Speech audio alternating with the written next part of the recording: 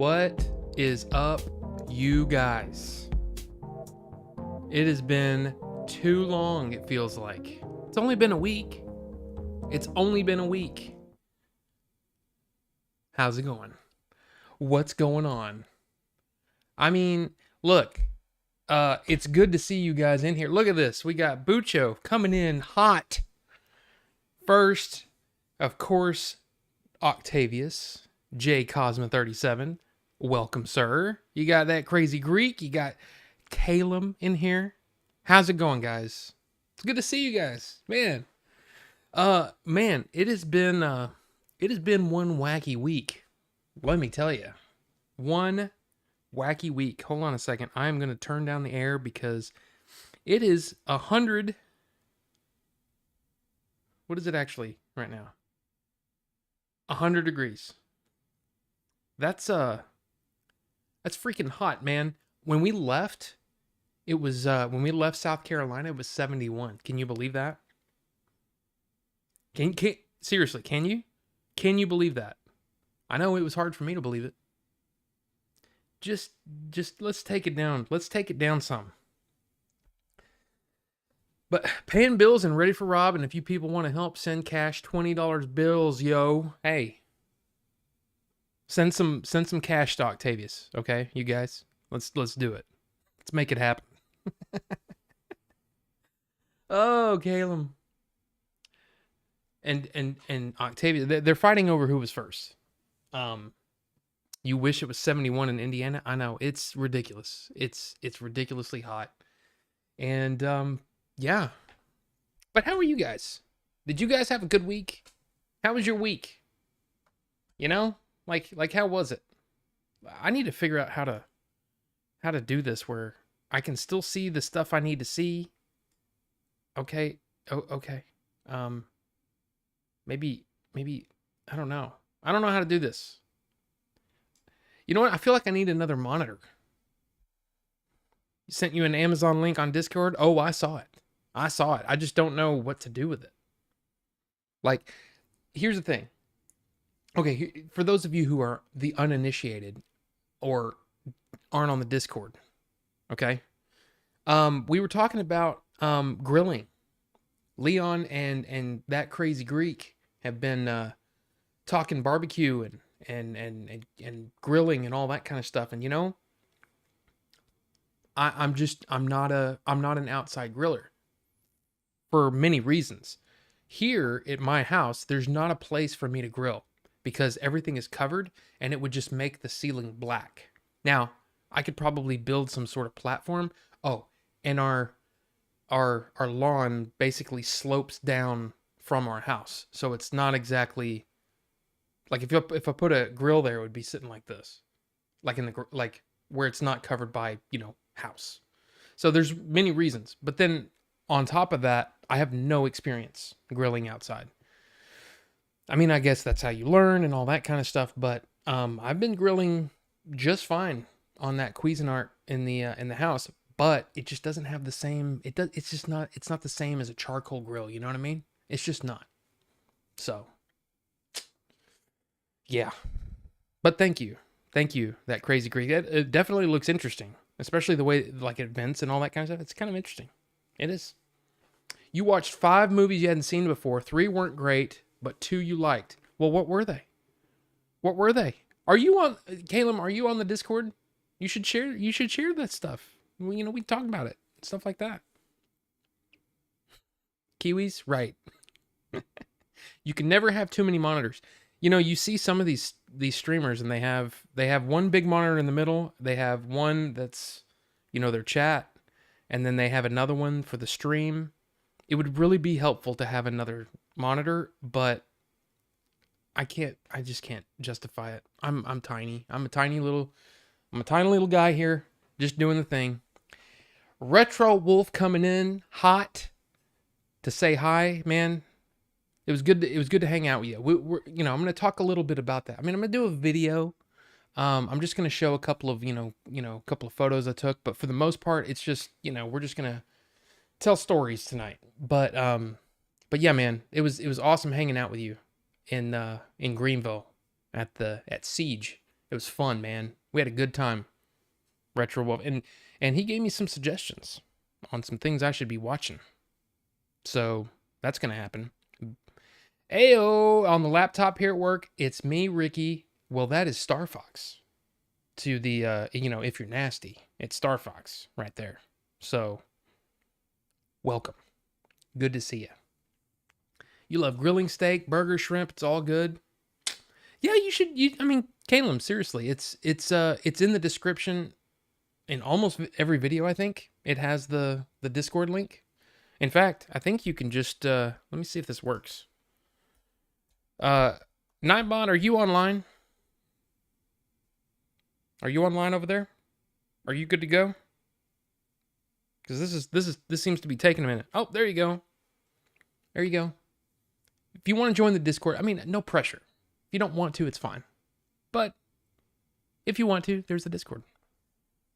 And you can hang out with us. It's basically it's a lot like the show where we just, scream at each other and all that kind of stuff and stuff. But there, it's fun. It's fun to just, throughout the week, pop in there, see what's going on. So Retro Wolf is in Bujo's top 3 wolves. That's saying something.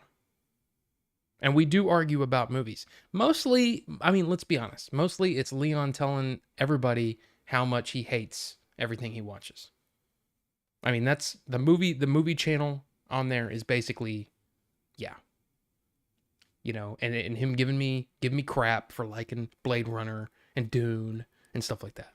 But it's still fun. It's a lot of fun. Alien Shark, bad but good acting. Beetlejuice, not your thing. Wow. Beetlejuice is kind of a classic, Friday the 13th Part 5, not good. Bad Guys, the animated film, and Monsters Revenge was good. Okay. Leon hates movies. Yeah, apparently. Seriously, look, I get it if you don't like Blade Runner, and I get it if you're not blown away by Dune. But to say that they're absolutely terrible, I don't know. When is my next Indian industry movie review? Well, it's got to be soon, right? If you look, again, I've said it before. I'm really like a small. I've only been doing this 2 years, and I've got some subscribers, but I've never considered myself somebody that's like, oh yeah, I'm huge, I got all this stuff.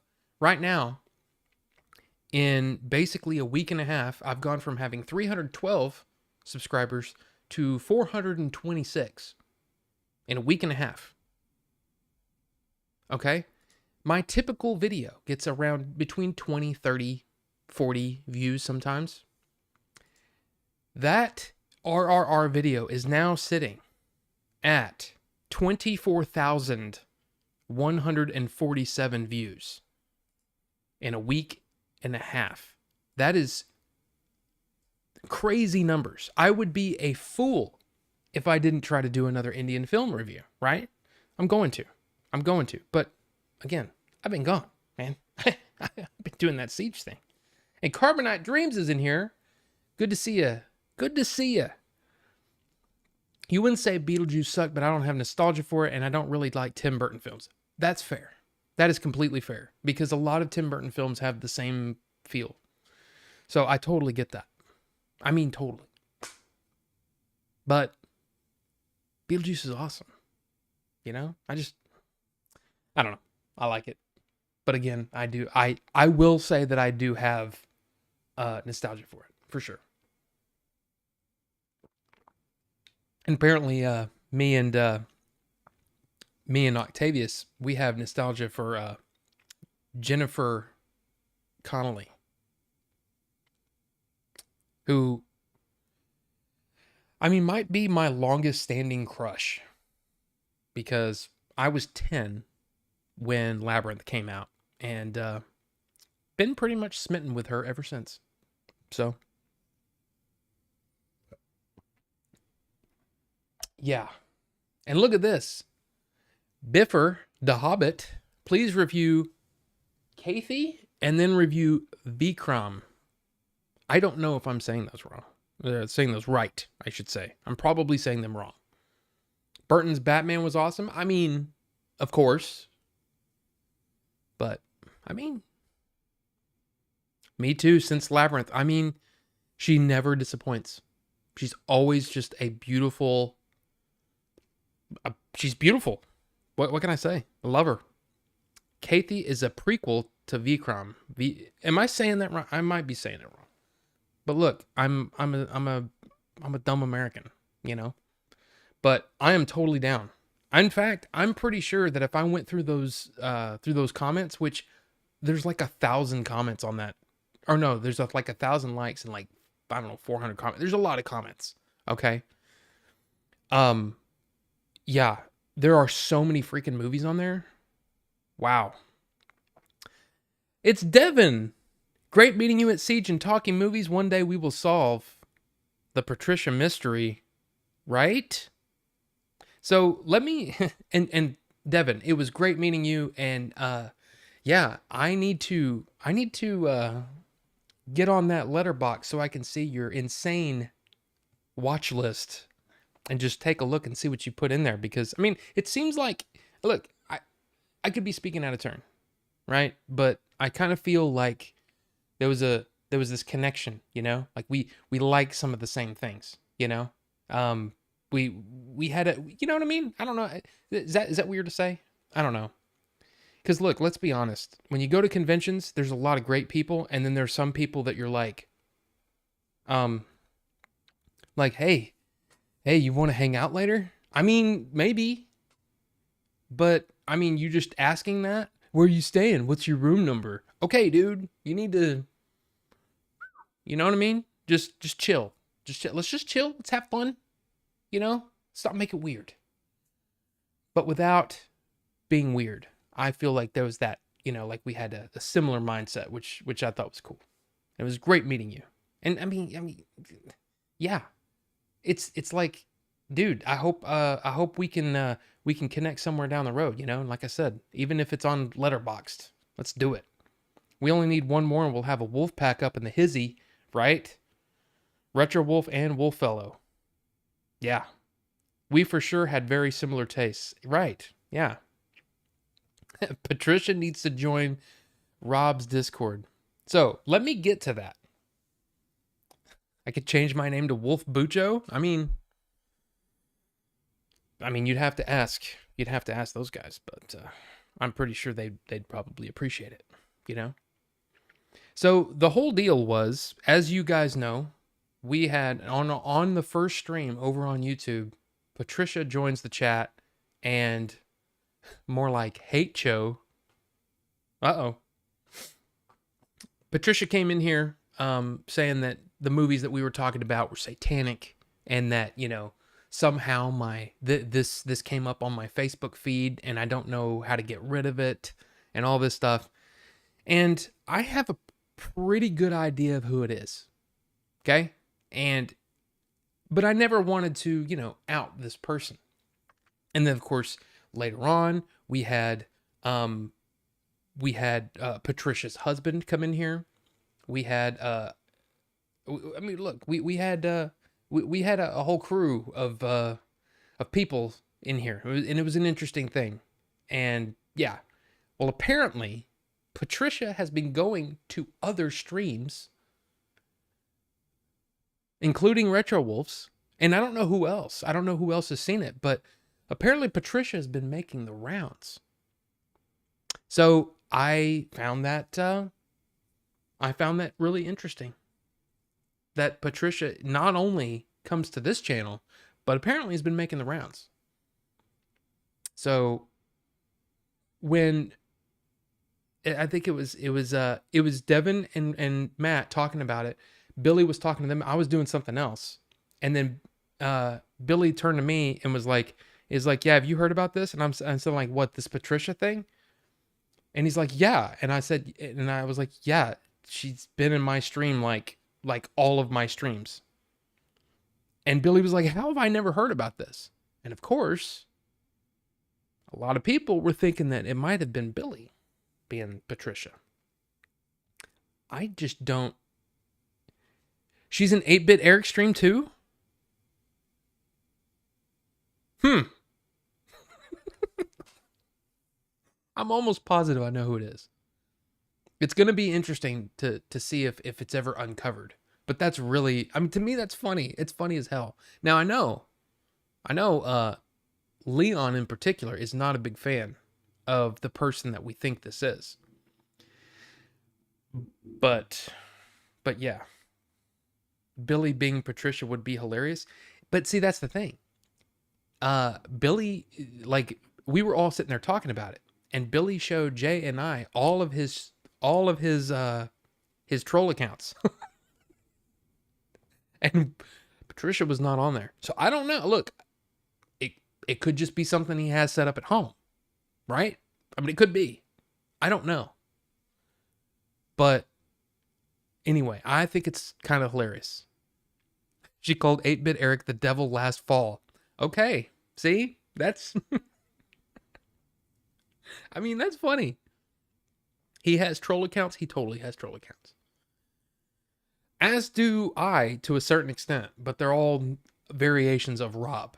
So, like, I have my own, I wouldn't call it a troll account. It was my main account. And that's where most of my video watching is done, is on that account. And then I have like 3 others, but I usually use them to watch a video that I don't, it sounds weird maybe, but a video that I don't want to support. So I'll watch it over there. You just use your main one to troll. I mean, that's fine. I usually don't. The weird thing is as I've gotten older, I troll less than I used to. I just remember how I used to troll the crap out of Jay, like, every day. And I'm like, it's like, I can't believe people actually, like, Jay wanted to hang out with me. But he said it was all in good fun and all that kind of stuff. But man, I trolled the crap out of that dude. The fact Billy has any troll accounts makes him sus. I mean, you're not wrong. Not wrong. Not wrong at all.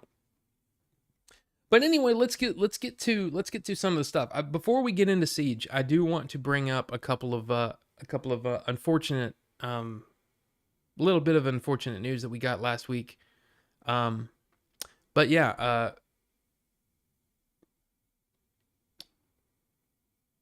there you go. It doesn't work. Give me a second. Apparently, some of my stuff is broken. Give me a second. Okay, that seems to work. That works. Why does the other thing not work? I'm sorry. Give me just a moment. I'm new to this whole streaming thing. There we go. Now it should work. When I click this button, it should work. Yes. We did lose Tony Surrico last week. Look, if you haven't watched Sopranos, you should watch The Sopranos. And I think that he was amazing in that show. But we did lose him, unfortunately. It's sad, but he lived a good long life. I mean, 79, that's a pretty good run. But he was amazing. Paulie Walnuts. And then we also lost James Caan. And I mean, this says the Godfather of Misery. I mean, you can throw in Elf, you can throw in Brian's Song, you can throw in all these movies that James Caan did. The guy was amazing, and there's a lot of them that I never saw. A lot of movies that people were talking about, and I'm like, man, I didn't even see that movie. So I really like James Caan, and it's sad. It's sad that we lost him. So yeah, it's just a bummer, but it's also, we can take this as let's celebrate these guys, these people that add so much to our lives. I mean, I hear if you say Patricia 3 times, she appears on your stream. Patricia. I mean, it's kind of like Beetlejuice, right? Oh, look at that! Look at that crazy Greek talking about saying, "Yeah, Bucho, yeah." Just rewatched all of Sopranos this year. Every Pauly scene is one of the greatest scenes in the history of television. He's awesome. He really is. He was so much fun. Such a good dude. And I mean, a fun actor. Just a fun guy, just a fun guy. A lot of gangster actors died lately. Ray Liotta, right? I mean, it really is kind of nuts, you know? But like I said, we can take this opportunity to celebrate what they did. Yeah.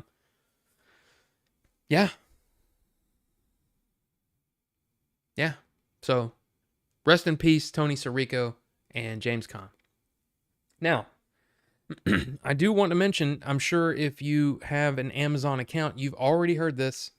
You already know this. It's Prime Day. There's a lot of great deals on Prime Day. Geez, there's a lot of stuff in my cart, and I don't know if I'm gonna pull the trigger, because holy crap, there's a lot in there. Babylon Berlin yet? No, Knights of Old. Dang it. No. But thank you for being here. Let me take a look at that again, because I've already. Yes. Yes.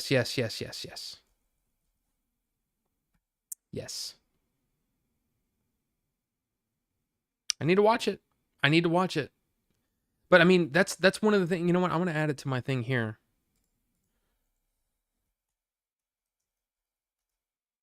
And you know what I need to do? I need to consolidate all of my lists, because,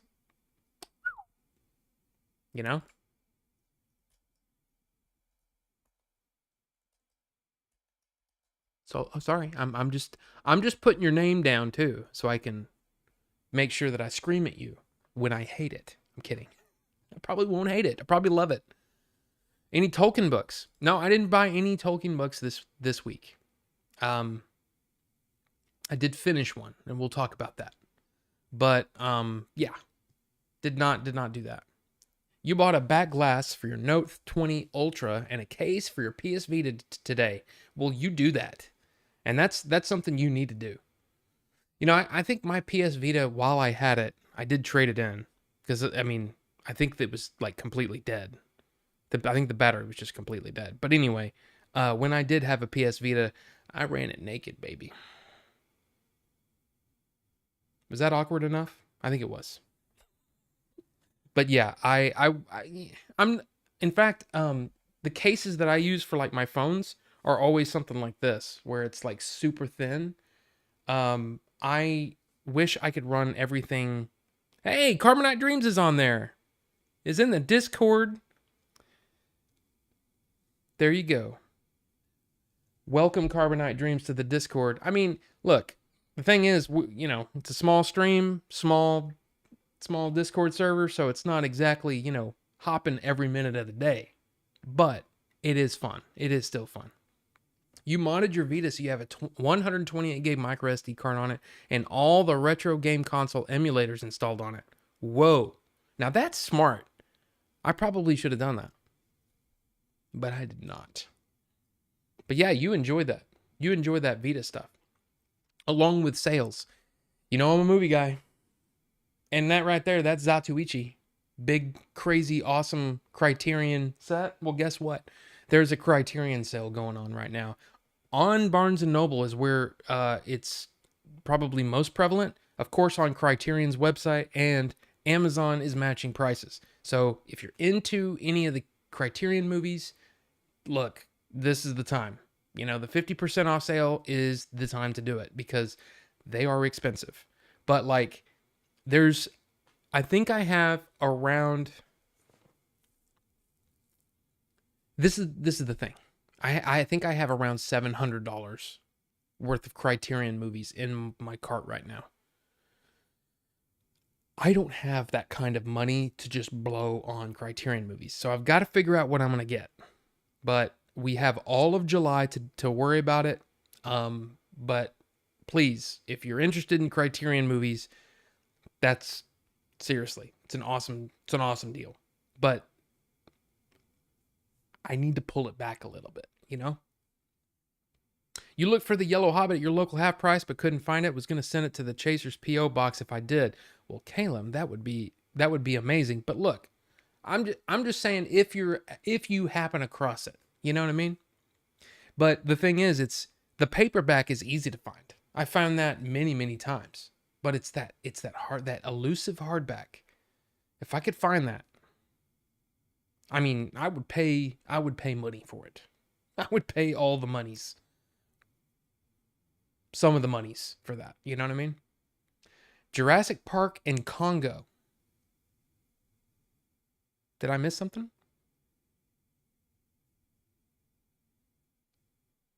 Trying to think of what the connection there is. I'm confused, that crazy Greek. Yeah, Congo is a fun movie. It's a fun one. It's not great, but it is fun. It's just a fun movie. I say yay. It's a fun movie. It's goofy, but I liked it. Oh, look at this. Now we have we are going to hide that.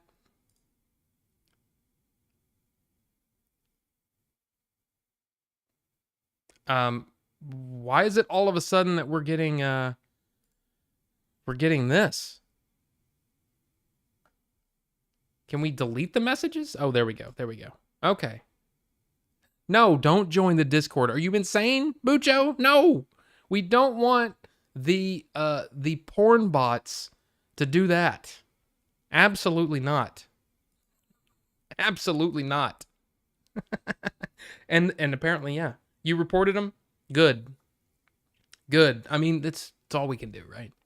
That's all we can do. Now, there's some messages that I missed in between the porn. You want a pre-World War II printing of The Hobbit. Well, you're going to pay for that. Man, are you kidding me? That would be amazing. But you're talking like plus $10,000. You know? I mean, depending on the quality of it, or the I guess the condition. 1937 is when it came out. So yeah, I mean, it's definitely possible. It's going to be tough though. And I don't have that kind of scratch to just throw around on a book that will literally just sit on the shelf. You know what I mean? It's tough for me to spend that kind of money on anything.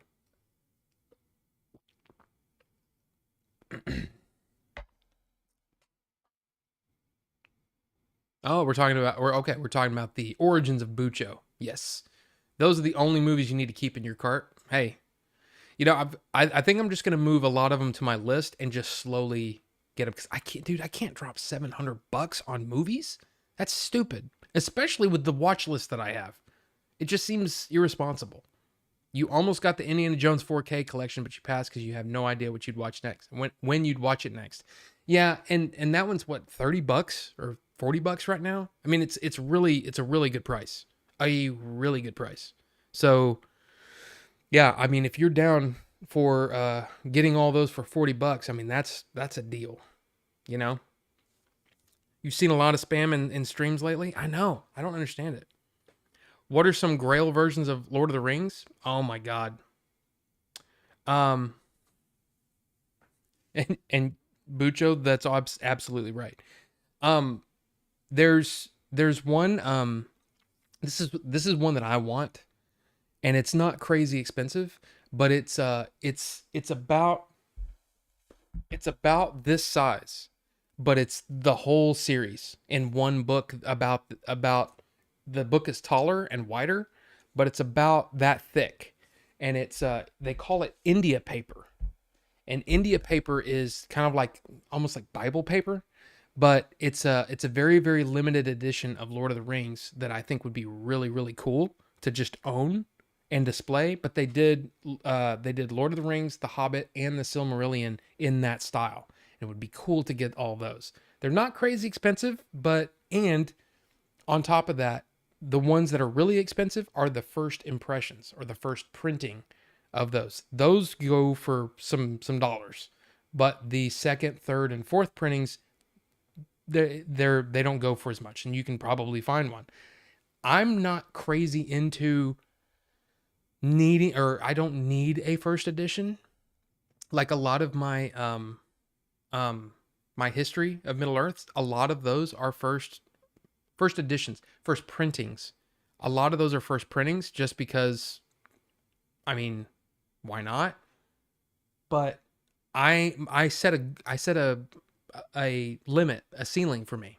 I said I am not buying any of these books, any of these from here, this green one, all the way to that green one. So 12 books in the series. And they were started printing in the 80s, I believe. And then he came out with one every couple of years. I said my limit is $30. I'm not spending more than $30 on these books. Now the problem is it took me 4 copies of this red one. It took me like 3 copies of this green one to get a first actually these aren't first edition or first printings either. I think these two are second printings, but they're the original printing because there's the book club edition, which is what this is. And the book club editions, so you can see it right there. See that? See, it's shorter, so it wouldn't look good on the shelf. Oh my God. Stop it. Hide user. What is going on? I don't want to find love. I'm watching the stream. I'm doing the stream, actually. But yeah, any good illustrated versions of Lord of the Rings? Well, it depends. Depends on what you want. Do you want... so Alan Lee and John Howe both helped with making the Lord of the Rings movies. If you like that guy's style, these right here, this, like... You've got The Hobbit, The Lord of the Rings, you've got Silmarillion, you've got Unfinished Tales, and then down there you've got some more. All of those editions, if you go to their HarperCollins editions of these books, they are beautifully done.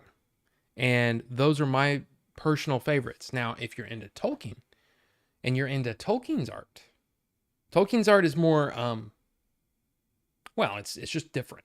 It's a different style. Like Alan Lee is more of like, you know, fantasy look to it and all that kind of stuff. Tolkien's is much simpler. Very, very cool, but it's just not, it's a different style. And if you want Tolkien's art, there are editions with Tolkien's art. I don't know if I actually own, except for this one, which is a reproduction of... Does it have his art in here? I can't remember. I think it does.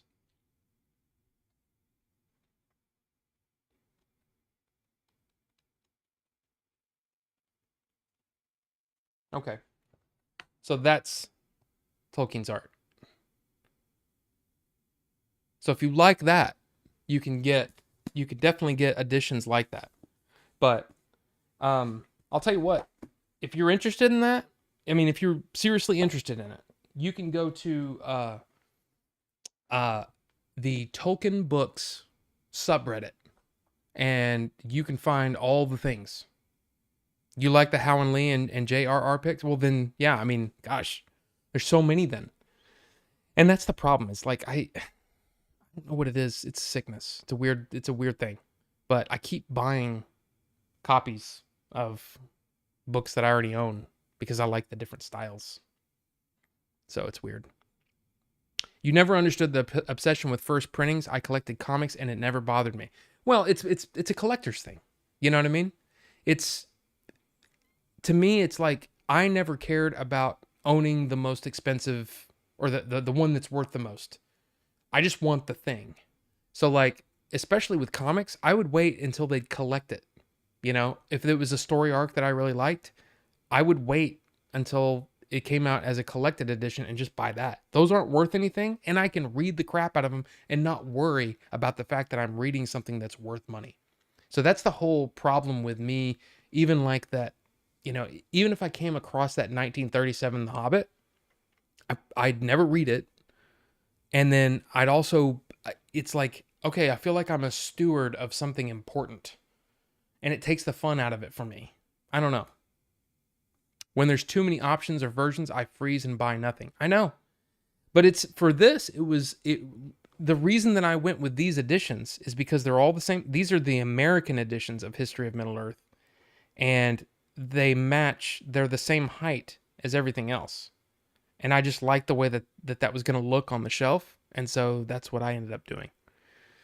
But and again, there's deluxe editions, and the deluxe editions are gorgeous. They're beautiful, but I would never read them.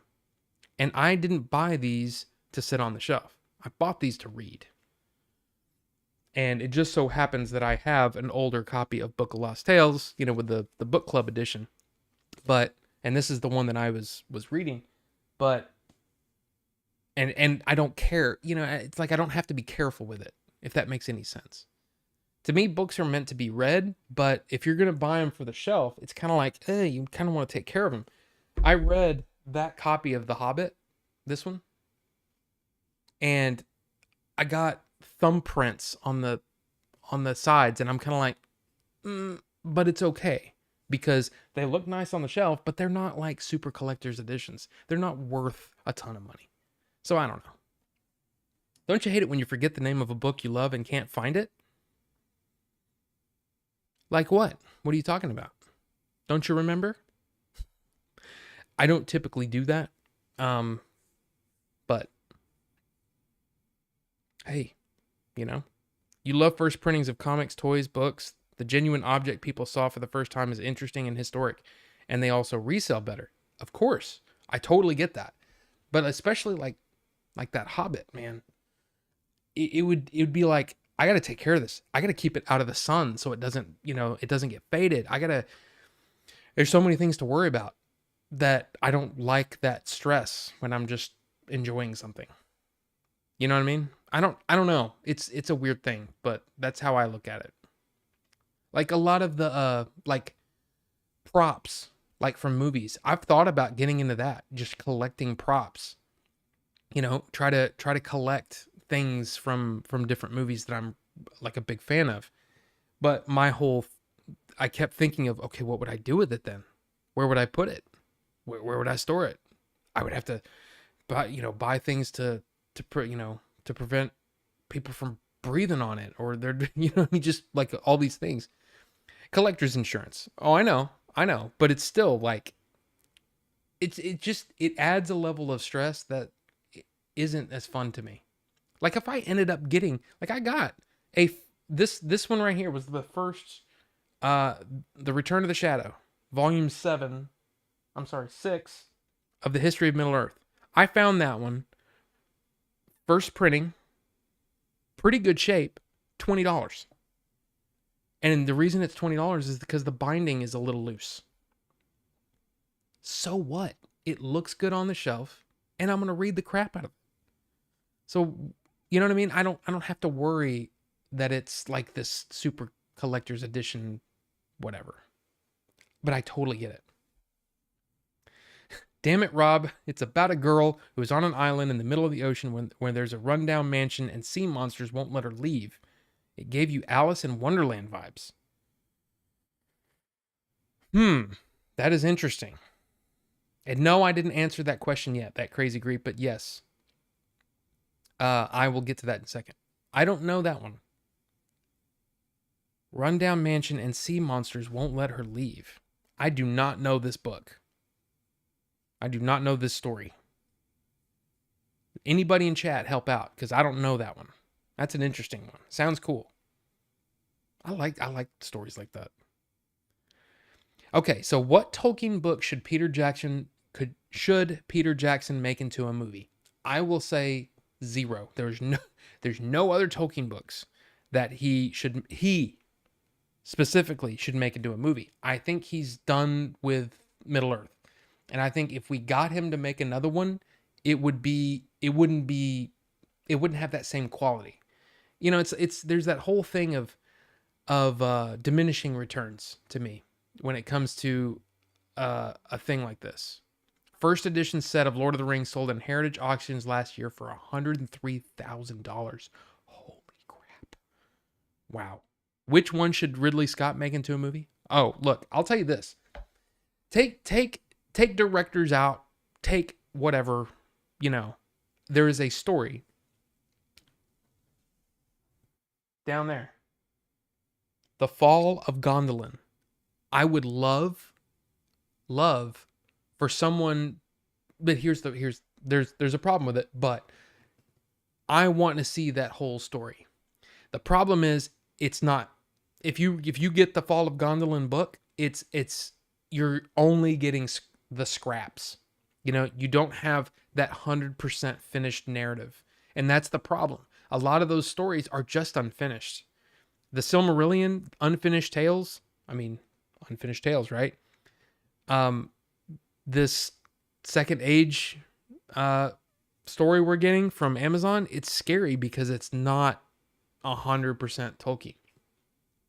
There's a lot of stuff that's kind of just thrown in there. Now, what Peter Jackson did was something really, really cool, is that even in The Hobbit and Lord of the Rings, there was stories that surrounded it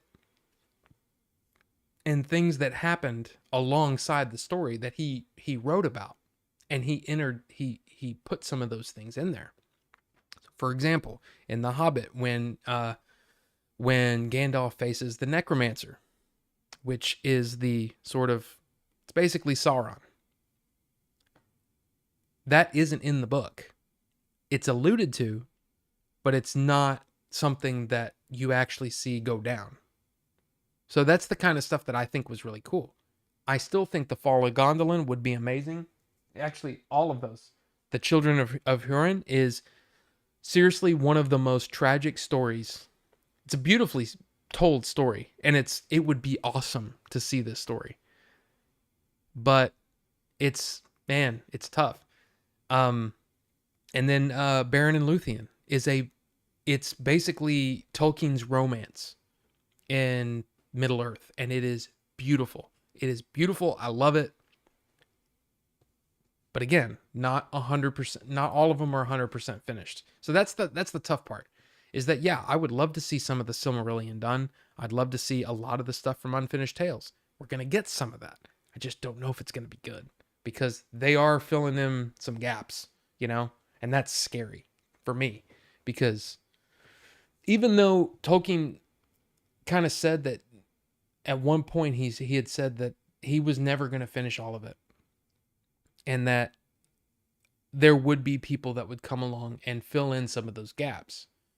But it's like, man, it's a lot like how I felt with the Legends Star Wars books. Some of it just felt like fan fiction. It didn't feel like it was actually part of the story. So it was kind of, there's just the level of quality was really inconsistent with Legends, at least in my opinion. And I feel like that's kind of what scares me about people delving into some of this unfinished stuff from Tolkien. But yeah. But I think The Fall of Gondolin would make a kick-ass movie. Gondolin is where, if you watch The Hobbit, it's where Sting came from. So, not Sting as in, Englishman in New York, message in a bottle, fields of gold Sting. I'm talking about Bilbo's sword, and which became Frodo's sword, Sting. And Glamdring, which was Gandalf's sword, and Orcrist, the Goblin Cleaver. Those were all Gondolin weapons. And that's really kind of cool. Or the Wrestler Sting. That's true. That's true too.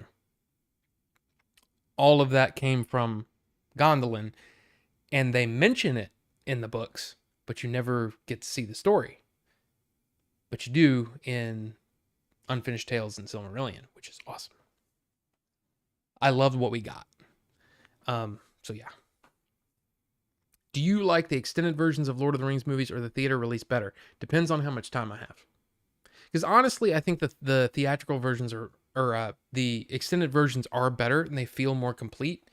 But the one thing that I can say about Tolkien, especially his writing, like his actual writing style, is he loved the world and he loved talking about the layout of the land, and he loved talking about the feel of the fields, you know, when you would lay down in the fields, you know, he was very sensual in that way.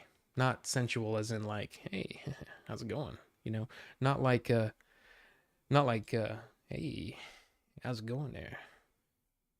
Ah, sensual. No, not like that. More like the senses, what it smelled like, what it felt like, all that kind of stuff. Anyway, so yeah, it's a thing. That being said, I do enjoy the extended versions better. Now, The Hobbit, cut out as much as you can. You know, I like the fan edits better than the theatricals for sure, and the extendeds. Even though there's some great stuff in there. But not everything that gets taken out of a movie for a theatrical release, the reason that you take it out of a movie is because it drags. So it drags the movie a little bit. You know, you stop at Rivendell, you know, in Lord of the Rings, you stop there for a while and you're kind of like, okay, you know, there's this whole ring thing we got to do. You know what I mean? It's like, there's a lot of time taken there. But you know what I mean? It's personal preference, but there you go. Got an anime Blu-ray called The 12 Kingdoms on Amazon for $10. Everyone keeps saying it's the Lord of the Rings of anime. I think it's 48 episodes. Holy crap, that's a lot. But hey, I mean, give it a shot. And there is Melvor. Hi, Melvor. Good to see you, sir. We're just chilling. We're talking about the things. And Melvor, are you planning on going to this thing this weekend? Retro Expo? This is our good buddy Scott Kinney, who was the producer of Adventures in Game Chasing. He is running this convention. And as you can see, you got Lee Majors going to be there, Lindsay Wagner, Aaron Gray, Christopher Sabat, I think that's how you say his name, Melody Britt, Rachel Lillis, and William Daniels, the voice of Kit, will be there. And Leon is here. So we got Leon and Melvor. I mean, look, we got a full crew here. This is fun. This is cool. But yeah, it's at the Plano Event Center this weekend. I want to go. I just don't know if I will be able to go because I have a prior commitment on Saturday that I need to honor. So I may not be going, but it looks amazing. In fact, where are the pictures? Okay. Yeah. Lee Major's going to be there. Lindsay Wagner. But yeah, look at some of these pictures. In fact, let me get my stupid fat head out of the way. There we go. Yeah, you can see some of the stuff. I mean, you know, of course, retro games, collectibles, toys. I mean, look at this, man. I mean, if you're a collector, you got to be going, hey, that looks awesome. So yeah, I mean, I want to go. I just don't know if I'm going to be able to make it. So, Leon loves meat. He loves meat, but he hates Dune. So, you know, what are you going to do? What other fantasy books do you like? I only know Dragonlance, R.A. Salvatore, Drizzt, Conan, and Zelazny's Amber series, ERB's Lovecraft, Dune, and Game of Thrones series. That's tough because I feel like I'm still new to it. Of course, I'm reading Wheel of Time right now. I'm kind of in the middle of that series. I've got Gentlemen Bastards going. I read the First Law trilogy. That was amazing. And then in the pipeline, I have Dark Tower. I've never read Dark Tower. I'm a big Stephen King fan. I feel like I have to. So I'm going to read that. I want to read Brandon Sanderson's Cosmere, I believe is his whole thing there. I hear some people don't like it, but it sounds like it would be something that would be right up my alley. Of course, Terry Pratchett, yes, Discworld.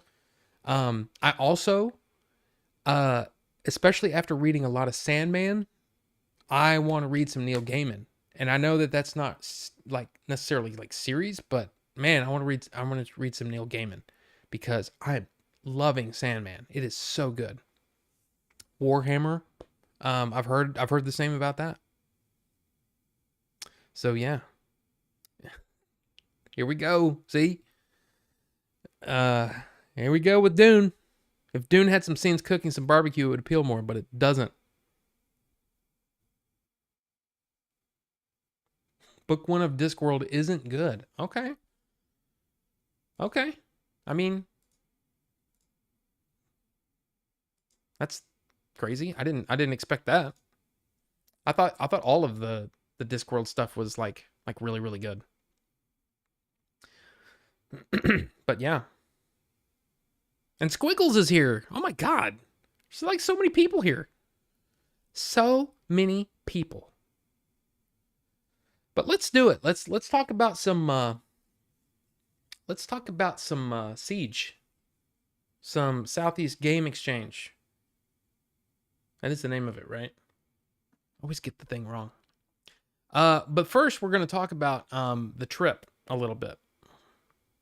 Book 1 of Discworld is really bad. You'd watch Dune, but you don't like sand. I mean, hey. I read the first Dune book and said, I like this. I don't know if I can take a whole series of it. Especially when I hear when his son took over Herbert, what is it, Brian? Is it Brian Herbert? Anyway, when the son took over, it kind of went off the rails a little bit. I just said, okay, I got to read Dune. It's something I've always wanted to read. I got to read it, so. But anyway.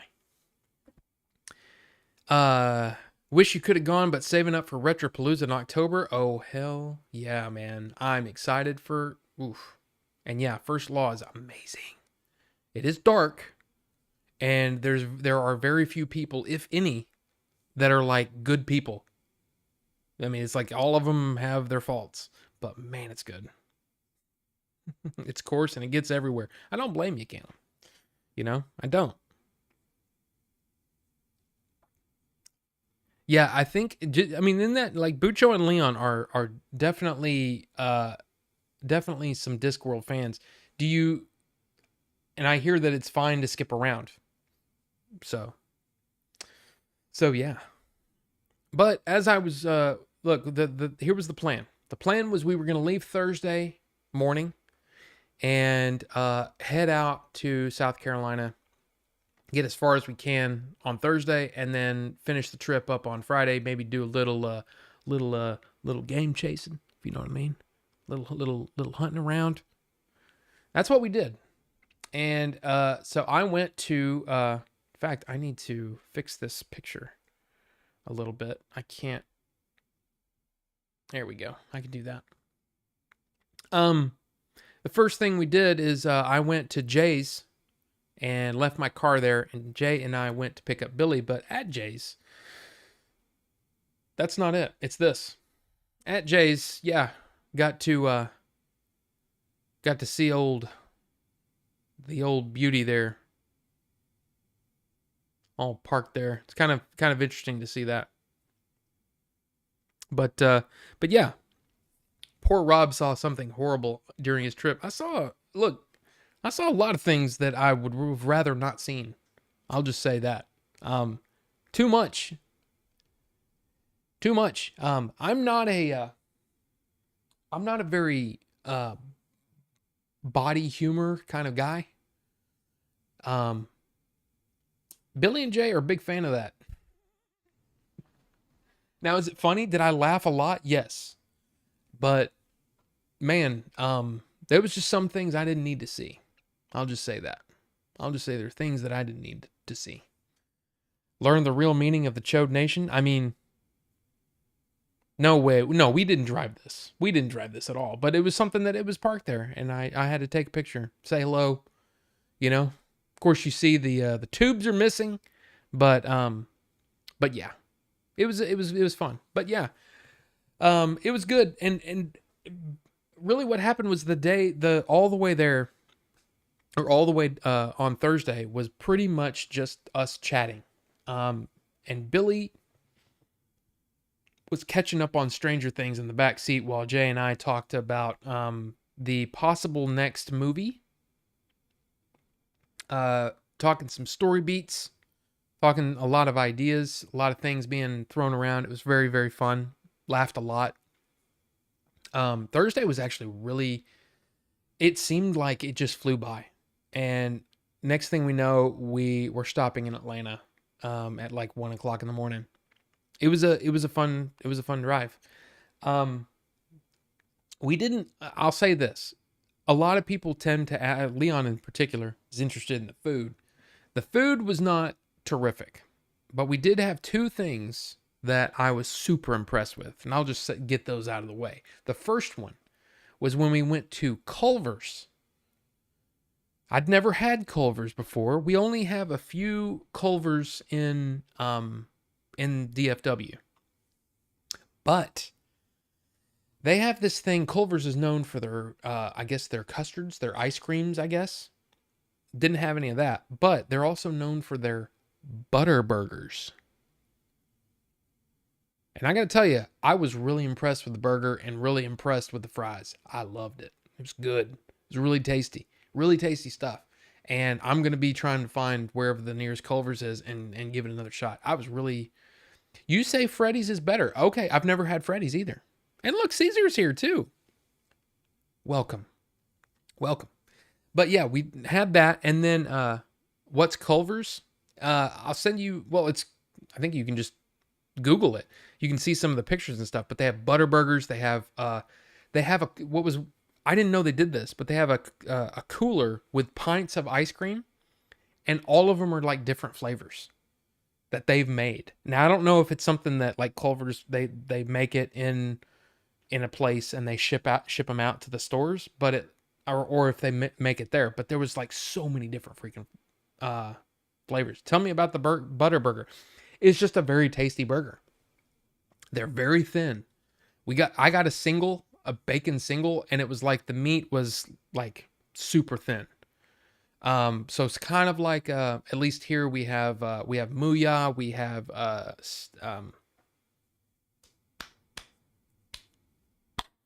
it's the other one, Smash Burger. It was very very, very thin. They are very juicy, very good. Flavor's great. I really enjoyed it. Where to start with Better Call Saul series, season 1, episode 1? Absolutely. You definitely want to start at the start of that. I haven't watched any of season. What are they on? Season 6? I haven't watched any of it yet because I'm waiting for it to be almost done, and then I'm gonna binge all of season 6. Never had Culver's. You lit a dead zone for fast food. So like a smash burger. Oh, it's awesome. It's awesome. And season 6 is great so far. That's what I've heard. Culver's concrete mixers are great. You love the chocolate brownie. See, all of that sounds awesome. So Leon, are you going to try to make it here in October? If so, we should go. I think that'd be a fun trip. You're finding the latest Westworld very confusing. I haven't watched any of Westworld. There's so much. In fact, that's something I need to put on my list here. That's definitely something that I haven't watched yet. Yeah. I liked season 2 okay. It is season 3, right? That's on right now. I like season 2 okay, but it was like, okay, what's next? Season 3 looks pretty fun. So, but anyway, back to SEGE. On the way, we stopped in a, I guess you'd call it like an antique store. And Billy tried a new look. I mean, you tell me. I mean, I don't know if this is exactly the look that Billy should be going for. I mean, I thought it was kind of interesting. But yeah. Not sure about that one. There was footage shot. Don't know how much is gonna, like, I don't know. Full on hair metal. I know it's Dave Mustaine, right? Flights are ridiculous at the moment. I was looking into getting a flight back, and yeah, it was like $450. And I'm like, nope. And yeah, I mean, Billy's looking good, but it's not exactly the thing there. And of course, once we got to South Carolina, I mean, there was a lot. I mean, like I said, a lot happened, but it was mostly just us being silly and having a good time. But on the way back on Friday, we found some stuff. It was kind of cool. Or they found some stuff. I mean, I'm not a big gamer. You're not gonna find, Tolkien books, at an antique shop. I mean, you may. In fact, there's been a couple where I have found some, but a lot of the ones you're gonna find are the ones that you always see. You know what I mean? So it's harder to find the kind of stuff that I'm into. But yeah, I mean, we did have dang it, I keep hitting the wrong button. We did have a good time at the event. Met a lot of people. I mean, a lot of fun people. Looks like Tina Turner. I mean, a little bit. Dee Snider, yes, yeah. But yeah, we had a fantastic time. The SEGE was insanely busy. Like there were so many people there, and I think it's still a trip to me that I'm sitting at their booth or at their table there, and how many people, you can tell that they're nervous, talking to them. You can tell that they're huge fans, and it's still, I don't know, it's weird to me. And I guess it's weird because I know these guys. I've known these guys for 20 something years, right? I mean, I don't know. It's weird, but I had a great time and met a lot of so many cool people. And of course, we met up with Matt, there. Where's my list here? But yeah, of course, Matt and Devin. Who was it? Oh yeah, Eric and Jared from Retro Gaming, Retro Gaming Pandemic. Those guys. Yeah, he did watch The Ring. That's why he's blurred. It was just, I thought it was it looks like he's like, okay, I'm out of here. That's why I kept it like that. I thought it was just kind of funny. Like he's like, oh God, these guys, But yeah, those guys I got to meet them. Got to meet Metal Jesus. Yeah. I got to meet, of course, Boogie. I see Boogie. I've seen Boogie a few times. Got to have dinner with him. Alex CND, cool guy. Really, really enjoyed sitting and talking with him. Of course, Pat the NES Punk. I've met him. I met him, God, I think at the first Retropalooza that I went to. And I was actually had a chance to talk with him and just chat with him. And that was fun. Chris from the NES Complex, cool guy. Didn't get a whole lot of time to chat with him, but definitely a cool guy. Of course, John Riggs. John Riggs is amazing. He's such a funny guy.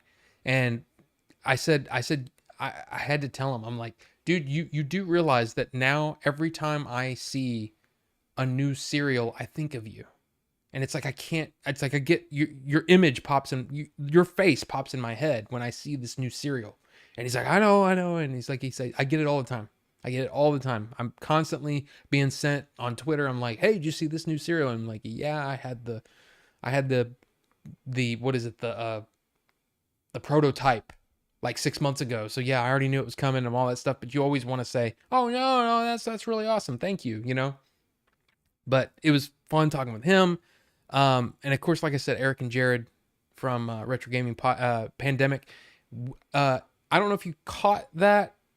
A few months ago, I did a podcast it was me, Jim, Matt, and Eric and Jared. And we were all talking movies, like movies that go off the beaten path. That was a really, really fun show. And we talked about, hey, let's do it again. We got to do another show. Super, super fun, guys. Of course, Matt, I've known since, the shoot of the movie. Of course, we got to hang out for a bit at dinner Saturday night, chatting about, all kinds of stuff. We had a great time. You're excited for the Indiana Toy and Comic Expo, hoping Pixel Dan comes again. Pixel Dan is seriously a gem of a man. Now, like I said, you have to understand, I'm not clued into everything that these guys do. So I'm not like NES Complex. I'd never seen anything about him. So I just was meeting the person. Oh my God, you stop it. Apparently I need to add a moderator. So you guys can help me with this stuff. Holy crap. Did they all get deleted? See, this is what I don't understand. How is it that they I just don't understand it. That crazy Greek. You want to do that? You want to do that crazy Greek? Would you be willing to help out? Let me see. Let me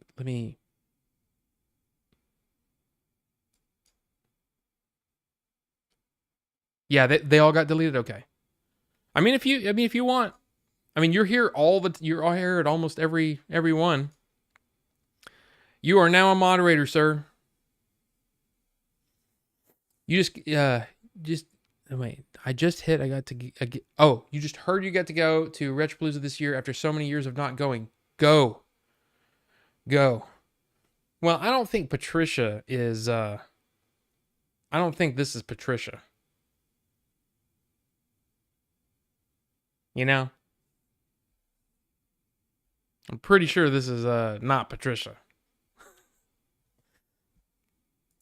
Hey, look at that. Look at that. But yeah, man, seriously, it was such a great time. I'm trying to figure out if I got to meet 3 guys, Mike, Tim, and Jeremy. I met them on and I'm probably going to make a bunch of people. I mean, like Octavius is always here. Bucho's always here. Leon, I mean, is here quite a bit. I mean, why not? And that way I think you can, I don't know. But just, don't completely go nuts. But yeah, we'll start with that crazy Greek. And then if we need more, we'll add more. How's that? I mean, I guess congratulations. I mean, is that a congratulatable thing? Why not? Don't abuse the wrench of power. Yeah, exactly. But yeah, as long as you don't, go crazy. We're good. Cool. Let me see. What else happened at the show that I want to tell you about? Oh, of course, the screening. The screening was great. We had it wasn't a full house, but there was a lot more people. You mod me and I'll ban everyone. Oh, I know, Leon. I know it. But yeah, it was a good screening. I'll just go back to this so you don't have to look at our stupid faces. It was really, really good. I mean, people were laughing. It was so funny. Every single screening is completely different. People laugh at different jokes. Like some jokes land in this area, in this part of the country, and then in some parts of the country, these jokes land. What's wrong with my words? But you know what I mean? It's like, it's such a weird thing. And it gave me like this different, I don't know, this thought process that was going through my head is comedians. They've got this whole set that they're trying to work out, and they're trying to craft these jokes so that they're funny, but they're trying them in different places every time. So how can they get a hold on what's really funny? Because, you know what I mean? It's like, especially when you're trying to make changes and you're trying to, I don't know. Wait, Leon will ban people who like Dune, so no one? Yeah, Leon can't ban me. People like Dune. Come on. But yeah, it was really, really fun. It was really, really good time. We only had about an hour to do a Q&A, and then we went over to this place called The Q, where they Sell barbecue. And, oh, I didn't even mention that. Never seen Dune? Hey, it's no big deal. I really love the movie. I liked the book, loved the movie. But, I mean, we're all people and we have opinions. If you don't like it, it's no big deal. Or if you don't even watch it, it's no big deal. I loved it. I loved it enough that I watched it home on HBO Max and I bought 2 tickets and didn't go. So, if that gives you an idea, I'm one of those people that I believe in. I wanted to extra support it. So I actually gave box office dollars to that movie. That's me, you know? It's a weird thing, but that's what I like doing. Opinions are like butts. Everyone has one. Sometimes they stink. I mean, that's not wrong at all. But let's see. Back to the SEGE thing. Let's see what else. Of course, like I said, on Friday night, I talked with Mike, Tim, and Jeremy for probably way too long. Those guys were amazing. They were asking questions. They recognized me, which was nuts. They're like, "Hey, where have I seen you before?" And I'm like, I don't know. You watch the Game Chasers? And they, oh, we love the Game Chasers. And then I'm like, well, I was in the last episode. And they're like, oh yeah, you're the guy, yeah. And I filmed, you're Rob. So it was kind of weird to, and Blue Bull Reborn is here. Sorry, I didn't want to say the wrong thing. But, is that Tim? I can't see your picture. I think that's Tim, right? Is that you? Yeah, it was so much fun. And I felt like I talked way, way too much. But, yeah, it's okay. It is Tim. Yeah, Tim, I mean, those guys were amazing. It was fun talking with them, or probably talking at them. You know what I mean? It's like, you know me, you get me talking and I just keep on rattling. Big motorcycle driving by. But I had a great time talking with them. And then yeah, on Saturday, I actually ran into, now there will be a video, a SEGE video. It's not done yet, but there will be a SEGE and Jeremy's here too. Look at that. What's up, guys? It's good to see you guys. Yeah, I mean, look, it's so cool to meet people and especially when you're a part of like the Game Chasers and you get to talk with people about it. It's fun, man. It's awesome. But I also ran into somebody that we've seen in chat before other than these guys. 8-Bit Glitch. 8-Bit Glitch actually came up and talked to me, which was like weird because I'm like, I'm a nobody. And he's like, hey man, it's 8-Bit Glitch. And I'm like, oh my God. So it was really cool. It was really cool hanging. And we hung out on Saturday night, with Matt, and we just sat there, had a barbecue. By the way, the Q. So here's what I had at the Q. This is something I'd never had before. It was a smoked chicken sandwich with Alabama white barbecue sauce. Alabama white barbecue sauce. Something I'd never had. I'd plenty of barbecue in a couple of different states. Never had Alabama white barbecue sauce. You know what it reminded me of? And this, if you're from Alabama, I apologize. This might be completely wrong. But what it reminded me of is like the sauce that goes on coleslaw is what it kind of reminded me of. But it is definitely kind of it's, I don't know. I guess it was kind of like coleslaw sauce is what it was like. But it was good. It was so good. And I had that along with some fries. It was awesome. And it's not really like a hot, spicy hot. It was more of like a sweet. I don't know. I don't know how to explain it. And it could be, this was also in South Carolina. So it's one of those things where like, if you don't get it in the place where it came from, it may not be as good. So I don't know. All I know is I'd never had it before and I loved it. I thought it was awesome. You've not had it? That sounds mayonnaisey. It was, but it was sweet. It was a little sweet, but it was, all I know is I destroyed that sandwich. Destroyed it. course, I was really hungry. Oh, and that's another thing. When you're riding around with Billy and Jay, you know, they're like, number one, they don't drink. Apparently, they don't drink enough to have to pee. So most of the time, I had to be like, can we stop at some place because I'm a person and I need to pee. And yeah, eating is something that happens just whenever. There's no exact time. And for me, being Crohn's boy, you kind of have to get in a routine. So, be right back. Got to close up and drive home. Star Fox, be careful. Be careful. But it was, like I said, it was awesome meeting a 8-Bit Glitch there. Getting to hang out there. And again, the whole thing was great. Austin runs that place, runs the Southeast Game Exchange, and it was great. It went amazing. Okay, it was so fun, and the fact that somebody like me, who's kind of just, I'm almost like a tag along, that they took care of me as well as they did was nice shots. Oh, thank you. But yeah, I mean, I got the media badge because I'm not a special guest.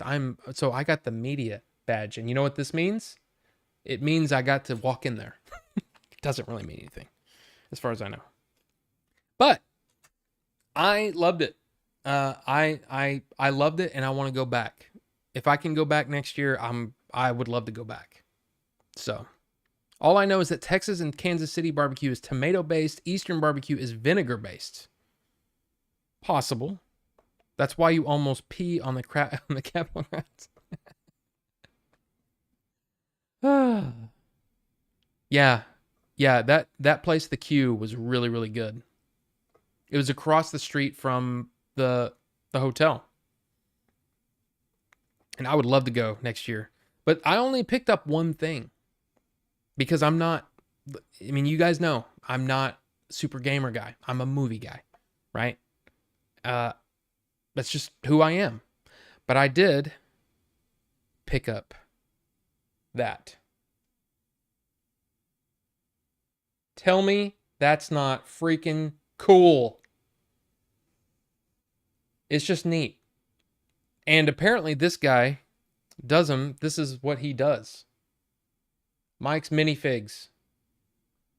So I think you can look online for these, and I think they're this little thing with the Lego thing is $15, and if you buy more, you get a deal. But the thing is, this looks like the exact Heath Ledger Joker, right? From the sets. The problem is, or I shouldn't say the problem. The thing about Lego is they don't license to all of these different things. Mike's Minifigs creates minifigs that don't exist for things like, I don't know, Stranger Things, The X-Files, horror movies. I mean, there's so many. There's so many. There was some Looney Tunes ones. There was some, I'm trying to think of some of the ones that were like, I can't believe he's got Freddy. I can't believe he's got, he had the Duke boys from Dukes of Hazzard and Boss Hogg. You know, I mean, it's just like, wow. I like the case it's in as well. It makes it pop out, right? And it's like a Star Wars action figure thing. But I love this, and I got two for my wife. She wanted Eeyore and a Yeti. I don't know. She looked at the website and she picked a couple out. But yeah, so I may buy more because I think this is awesome. It's an awesome idea and it's gonna look great somewhere. And you know me, I love the Joker. Look at that. Just look at it again. It's so freaking cool. And like I said, I don't think this one's custom, but I'm pretty sure they don't make a Halloween minifig. You know what I'm saying? So there's a ton of properties that are not Lego based that Lego doesn't do sets for, that he's got, and it's awesome. So check him out if you're interested. It's pretty cool. Yeah, thanks, man. Thanks. It's awesome. Got a blockbuster question for you. Uh-oh. What is it? What is your question? I can probably answer this question, unless it's like an SAT question or something. Why so serious? I know. And come on, man, Heath Ledger. How was Femalian when Billy put it on all the TVs? Yeah, that was a thing. That was definitely a thing. So Femalian, if you're not aware, is we called them PPs, practically porno, because Blockbuster didn't carry anything over NC or anything over R. So NC-17 movies or XXX movies, Blockbuster didn't carry those. But Femalian was one of those that got really close. That, like, here's the line, they're gonna put their little toe over. You know what I'm saying? Really, really, really crazy movie. Now, I don't remember who found out that Femalian is one of those where you can see things that you don't normally see in a Blockbuster. Yeah. Well, what we usually do is, like, Blockbuster, because of the way that they had it set up, you couldn't just run a movie, on the TVs or whatever. You had to run the trailer tapes, and they send you 2 every month, and you cycle between them, and you just put them in, and that's what's playing. And it's usually like a mixture of trailers, a mixture of some interviews, and then there's commercials and music videos and things like that. And of course, it was a way that Blockbuster was probably getting paid to advertise those in all of their stores. So every store, regardless, should be running the same, in theory, should be running the same trailer tapes the whole time. If you go into Blockbuster, they're running the trailer tapes for that month, okay? And it usually playing trailers for movies that are coming out on video that month. So the only thing is after you close, you can watch whatever movie you want, for the most part. Well, Billy picked Femalian one night. And Femalian is a very, very, like I said, very risque movie. And I'm in the office, because I was a manager at this point. I don't know who was working that night. I just know that it was Billy who did this. So I'm dating April at the time, and she is out in the parking lot. Okay? Billy puts on Femalian, and I come out, and I'm in the office. It was not shielded, but you couldn't hear very well. Like, you couldn't hear the speakers for the trailer tapes or whatever in the office. So I'm in the office counting money, getting everything ready, closing the store. And I come out, and I hear, and because you never pay attention, you get to where you just ignore what's on the TV. But as I'm walking up to the front to put everything in the computer, I'm hearing moans, and look up, and I go, "Damn it, Billy, you can't put Femalian on the freaking," because people still return movies after you close. So yeah, that was a fun thing. And there were people returning movies. And of course, when I come out, when we're done, I get out of the store, and April's going, "What the hell are you guys watching in there?" And I'm like, "I'm sorry. That was Billy." So yeah, Femalian is a very famous, at least for us, it was a famous movie because it was like, that movie has almost everything. Like, it's got a lot in that movie. Interesting movie. He knew, I'm sure, yeah. It was at that moment. You're right. Yeah. Okay, so used to prank call Blockbuster for fun, even after renting a game or a movie the night before. Yeah, see, Blockbuster was something, we got that stuff all the time. You just get used to it. But it was, in fact, on my old podcast, we used to prank call Blockbusters. What is wrong? I can't speak tonight. I need more caffeine or something. But yeah, it was something we were just used to. You let a friend take the screener copy of Mulholland Drive from the indie video store you worked at. That time came back and the lesbian scene was destroyed. Watched it to death, it seems. I mean, Mulholland Drive was one of those that's like, I mean, it pushes the limits. But Familion was like, oh my God. Oh my God. That movie, there are some most rated R movies, you know where the limit is when it comes to nudity. This movie went beyond what you normally see. Usually you see the camera drift up when things happen. This movie didn't. And yeah. I'm sure you could see what I'm talking about. You could probably Google it if you wanted, if you really wanted. But Familion was one of those. At GameStop, worst thing we did was have Nerf gun fights in the store after close. Oh, well, you know.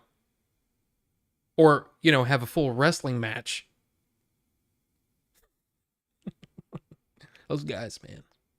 I mean, even then, I was the old one and trying to, you know, keep them in line, you know? No lie, I miss Blockbuster. So do I. There's something about that whole thing. You know, the whole, let's find something to watch. And you go in there and you go, I'm not finding anything. And you can go and ask people who do nothing but watch movies all the time. There's something great about that. Now, you can do the same thing, sure, by getting on the movies subreddit or, you know, on Reddit or, you know, read reviews. I mean, there's all kinds of ways to figure out, you know, something new to watch. But there was something about going in there and looking at that looks interesting, and looking at the back of the box and, oh yeah, let's just check it out. It was a thing. To me, it was a beautiful thing, because you without realizing it, you were forming a community around movies at Blockbuster. And it was just a great experience. And especially when somebody would come in and go, man, I don't know what to watch. Okay. Have you seen this movie? Yeah, I've seen that one. Okay. Did you like it? Yeah, I really liked it. Okay. Here's one in that same vein that you might, whatever. Cause I watch movies like crazy. And I love to. I don't really have a lot of the time because now I'm watching all kinds of stuff and doing all kinds of stuff, but I had nothing but time back then. I wasn't the biggest gamer. I was more into watching, like, I would say 99% of the rentals that I rented at Blockbuster were movies. And we got 5 free a week. And it was awesome. I miss that whole thing. If Blockbuster would have paid me a little bit more, I would have stayed until they closed the doors. I loved that place like no other job I've ever had. And part of it is because not only are you forming a community of customers that trust you and, hey, what's up? Hey, nothing, what's going on? You know, and you sit there and chat for a while, but you're also doing that with the employees. When you're a manager at a video store, you're not just looking for people that are going to work. You're looking at people who are going to work with you.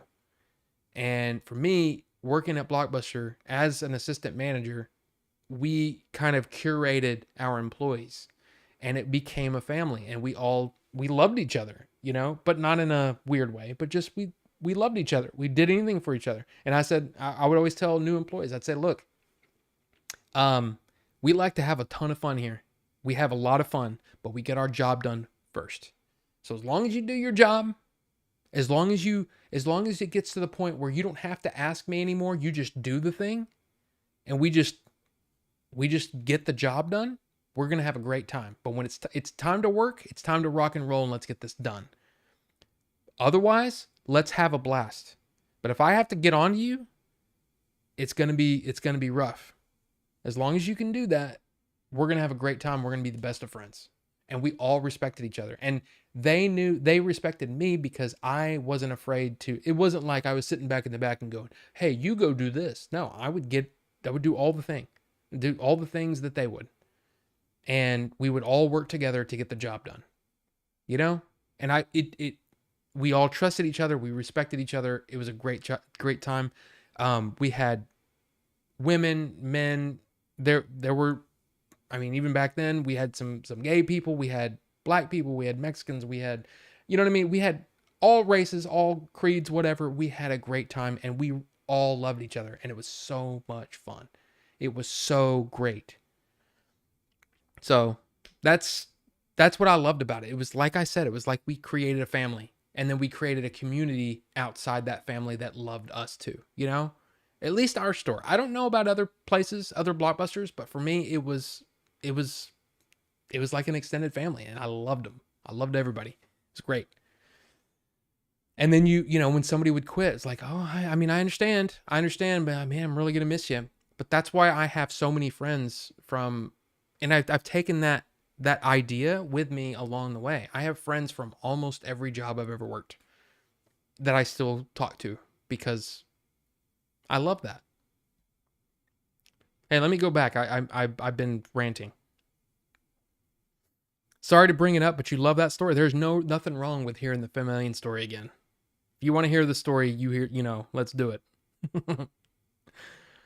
The way that I describe things are gold. I mean, I don't know about that, but you know, we had family video. You miss it so much. Love the experience of it.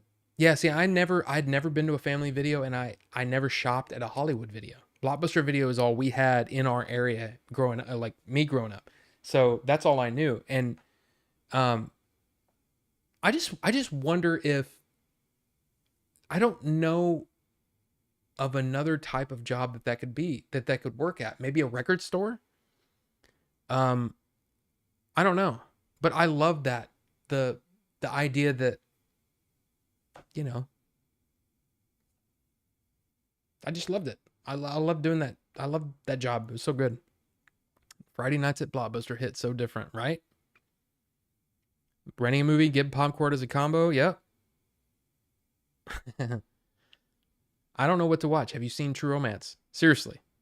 Not kidding. That was my go-to. This is what I would ask.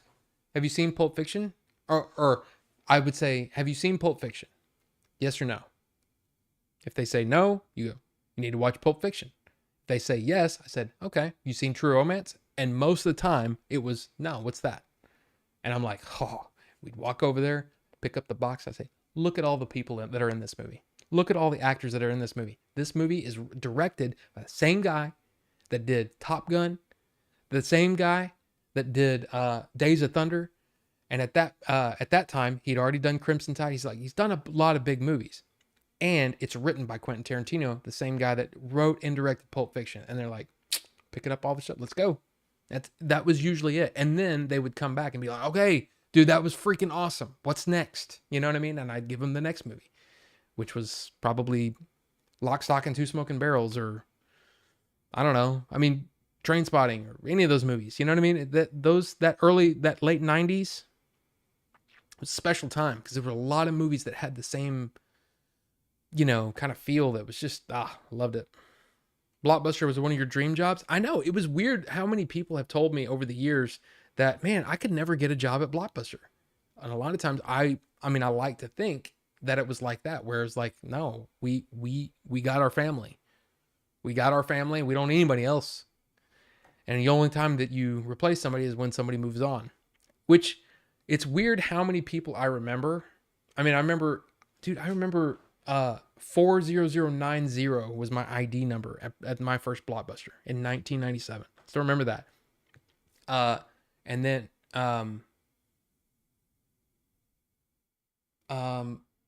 what was the, working at, the Blockbuster in Irving, it was 65,000. But anyway, we had our ID numbers. And I remember a lot of that stuff. I remember store codes. I remember where 48390, that's on the corner of Beltline and Northgate in Irving. 48253, that's the Beltline in Walnut Hill in Irving. That was the busiest store, like one of the busiest stores in the nation. Good to see you, that crazy Greek.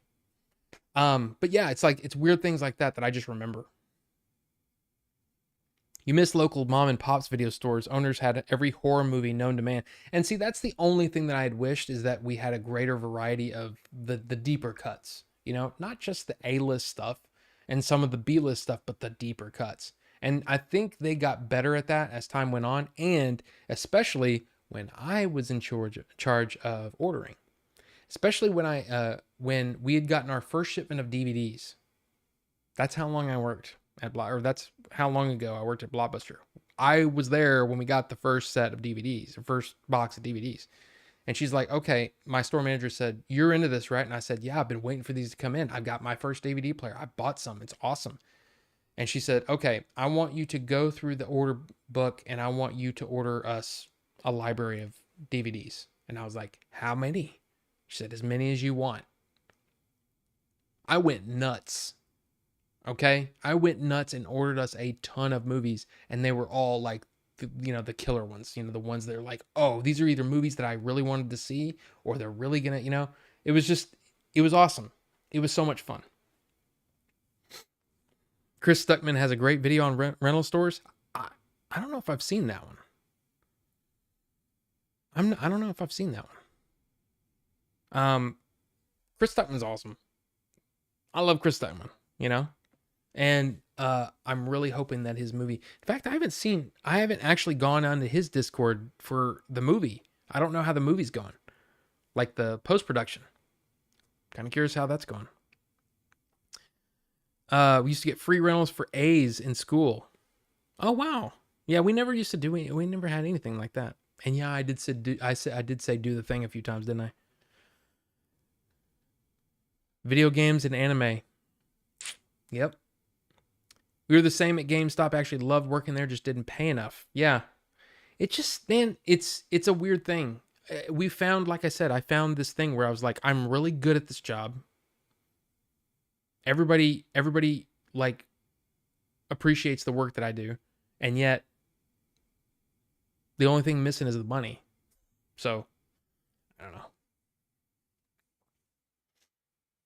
Ah, there you go. Oh, Desperado was definitely a movie that I used to tell people, oh, you need to watch this, man. Desperado.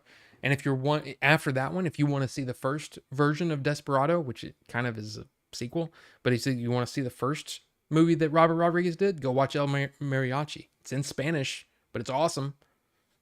But yeah. Never worked at one, but one of my mates' moms did, so we'd get free rentals. That mate was actually the one who nicknamed me Bucho. See, that's awesome.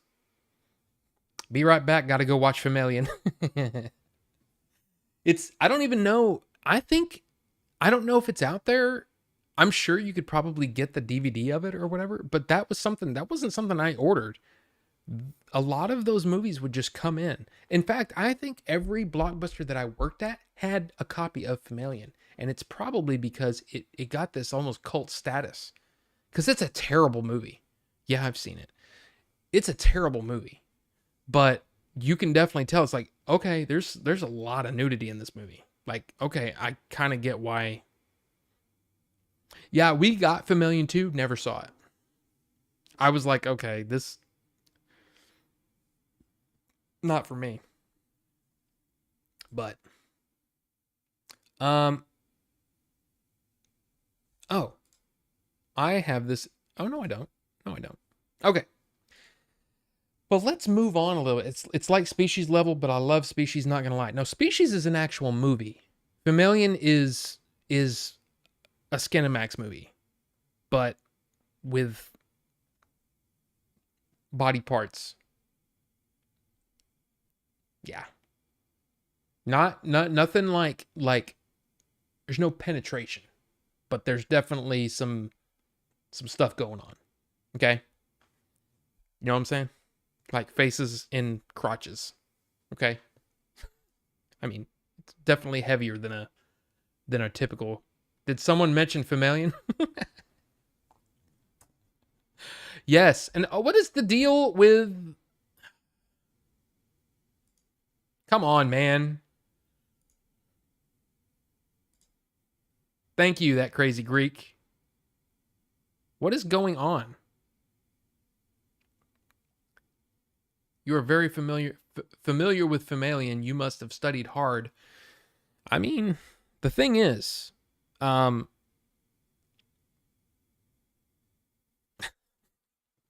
thing is, yeah, I mean, yeah. So, what am I gonna say? What am I gonna say? You know.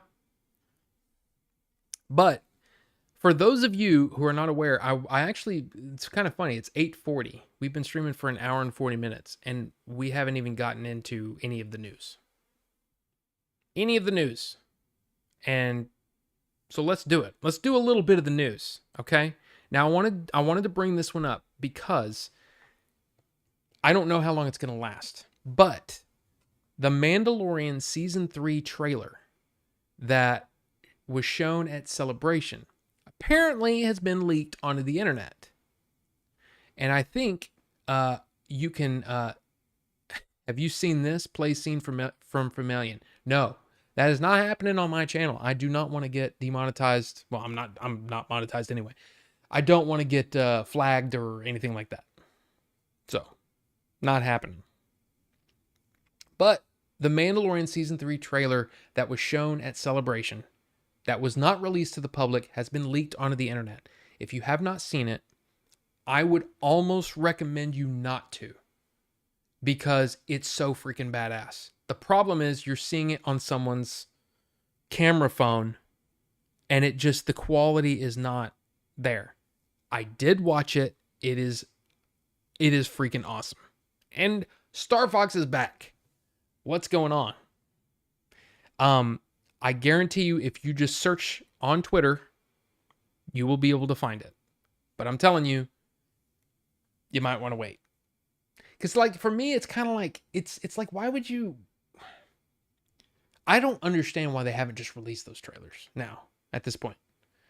But it is really cool. And I don't want to talk about anything in it, because I don't want to spoil things for a show that's not ready to be whatever. But it's awesome.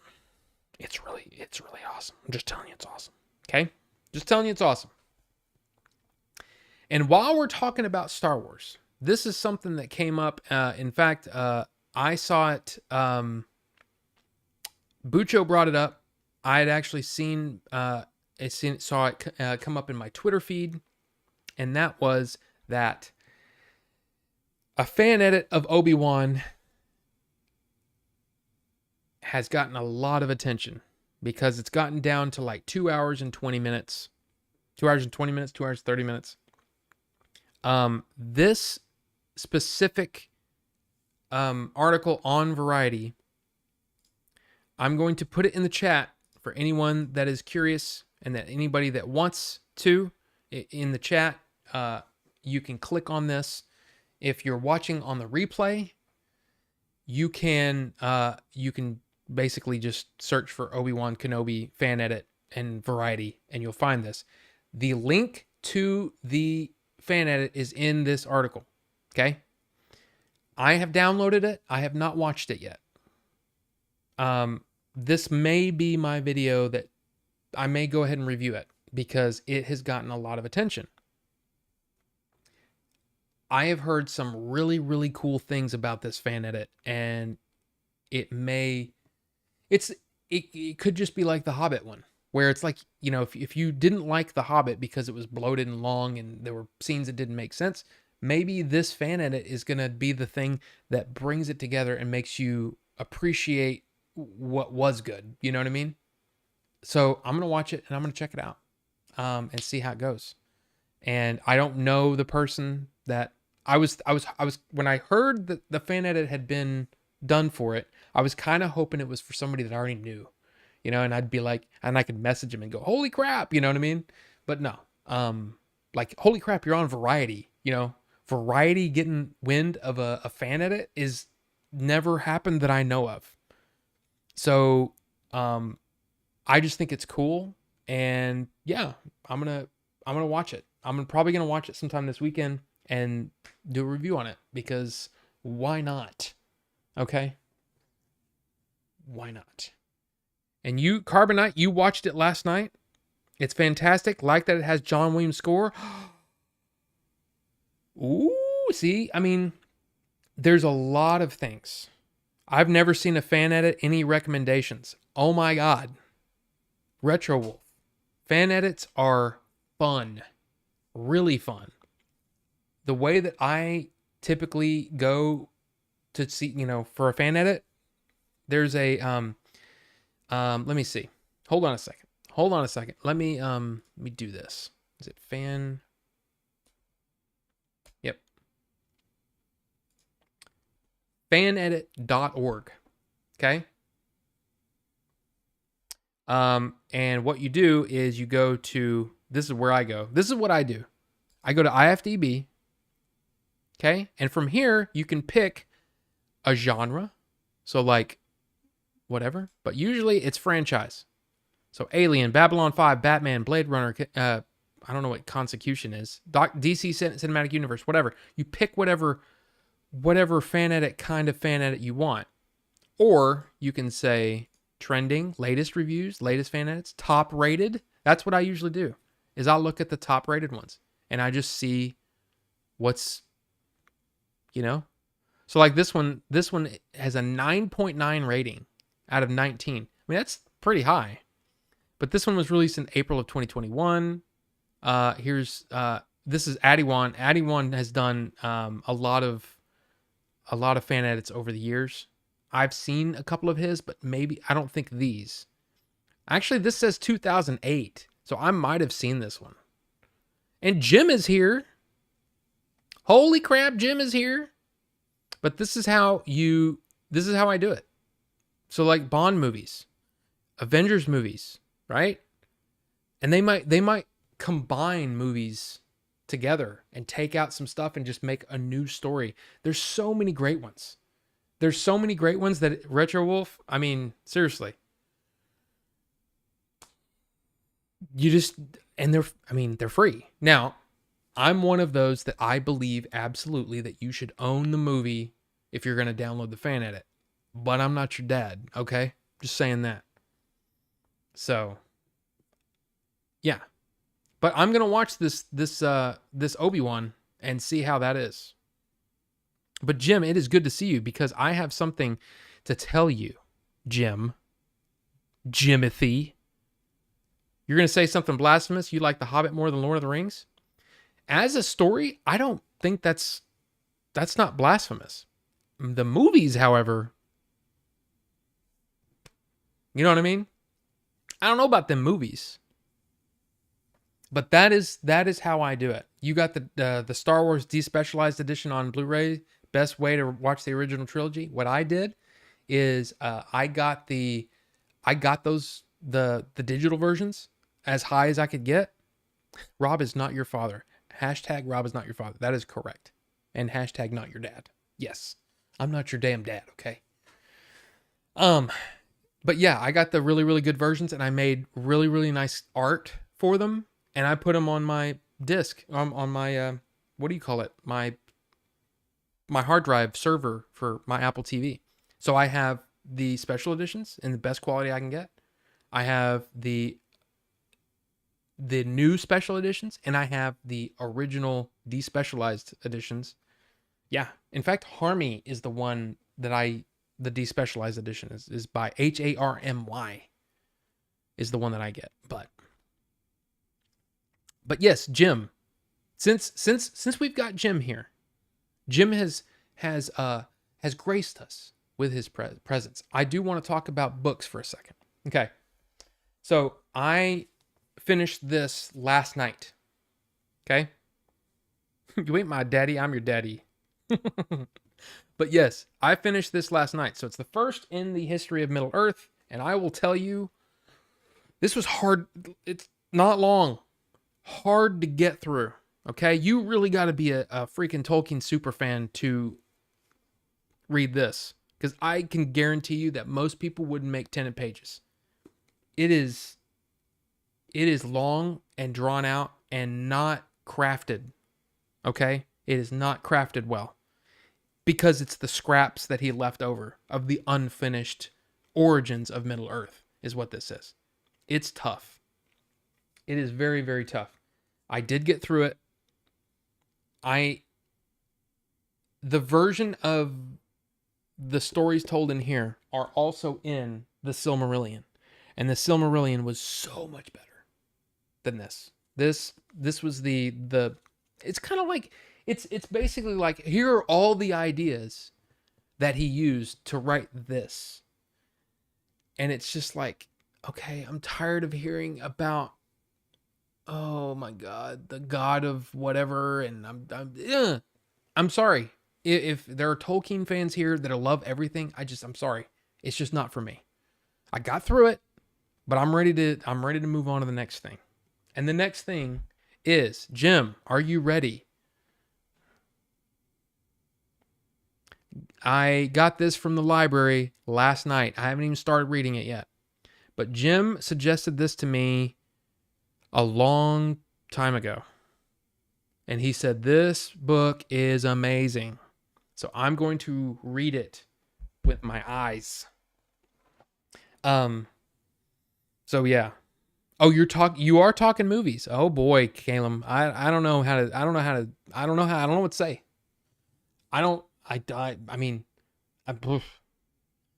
But I love that story. I love The Hobbit. As a story, it's a great story. There's just so much bloat in the movies that, yeah.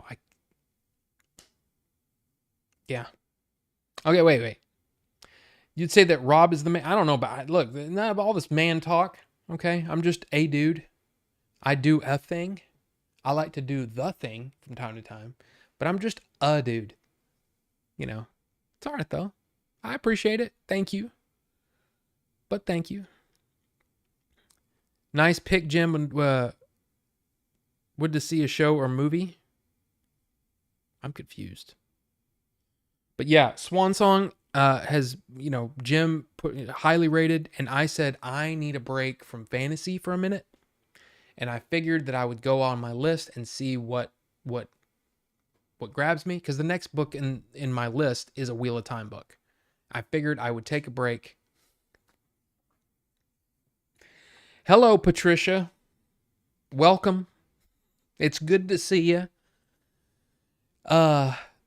It's good that you're here and bringing in your holy ways into our clearly troubled souls. So yeah. Oh, would like to see Swan Song as a show or movie. Yeah, sorry, I didn't know what you meant. But yes. Now I'm on the level. You were telling Jim, hey, that's a good pick. But he seriously told me about Swan Song a long time ago. So yeah.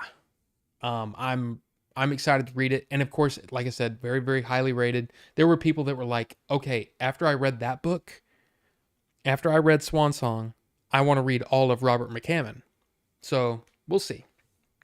But Patricia, I know that you're a very spiritual person, but I will tell you that there was definitely some talk about you this weekend at the Southeast Game Exchange, that apparently you have not just been on this channel, that you've been on some other channels as well. So, just saying.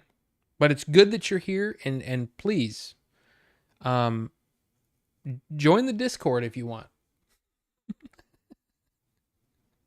I'm legitimately impressed that you remembered the recommendation. I put it on my list. What did I tell you? You said, hey, you need to read Swan Song. I said, I'll put it on the list. Guess what I did? I put it on the list. I'm reporting this video, and my husband will be contacting our pastor. Well, I'm not sure what your pastor would be able to do. I hope you don't report the video. I'm not doing anything wrong, necessarily. Not Gary is here. Perhaps Patricia is the exorcist. I don't know. The Gospel of Flammalion? I don't think so. And I know, Perfect Blue. Dude, trust me. It's on the list. I'm telling you. And sometimes it might take me a bit. But don't worry. I'm going to watch it. It just look, my list is crazy. Okay. So, Caleb, don't worry. Don't worry. The part of Patricia will be played by Max von Sydow. What a great actor. Now, before we get into the rest of the news, you have the Steelbook. It's so beautiful. Look, you guys have very rarely led me wrong. And I'm talking about the people that came over from the Twitch. I'm talking about the people that are new to Order 42. You guys have been amazing so far. I mean, RRR, hello. So, dude, it's on the list. Trust me.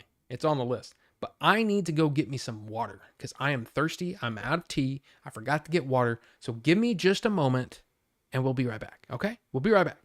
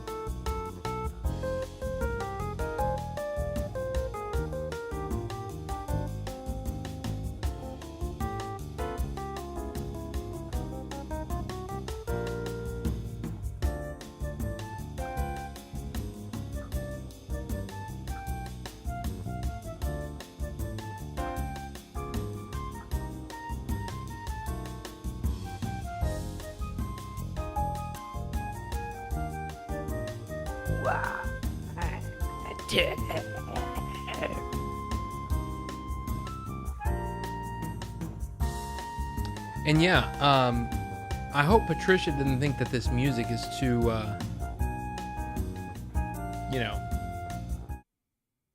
too unholy or anything like that. You know? Patricia, I'm back. He designed everything you see and hear on this channel. He never leaves. We may leave, but he remains. Yeah. Yeah, I am what remains. Is that what he says? I'm all that remains? I can't remember what Vader says in Obi-Wan, but yeah. Samba is very sexual. Demonic music. Oh my God.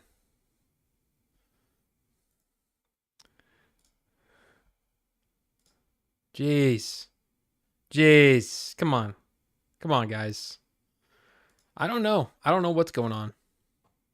Patricia, is this your doing?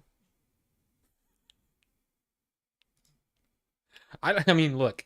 I don't even know. I don't even know what's going on. Okay.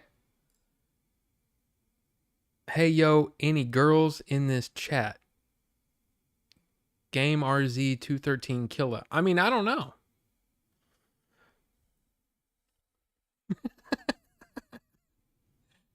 What's up? What's going on? I don't know. Possibly. Gamers 213 Killa. Internet was messed up. Oh, I get that. I know. I don't understand the bots. Just a bunch of dudes talking about Familion. That's all we doing. That's all we're doing here. Now, I haven't seen Thor yet. So if anybody's seen Thor, I've heard good things, I've heard bad things. I want to watch Thor. I don't know if I'm going to get a chance to watch it. Oh, no. No Gamers 213 Killa. I'm pretty sure you're not a bot unless you start posting, links to, sexy sites. You know what I'm saying? Patricia talking Jesus, for sure. That's true. All we're doing is talking about Femalian. So, yeah. That music is amazing. Oh, you like that, Melvor? Thank you. I appreciate it. I paid for it. Who's Patricia? Patricia is yeah. Is she lit? Yeah, Patricia has been the only female in this chat, I think.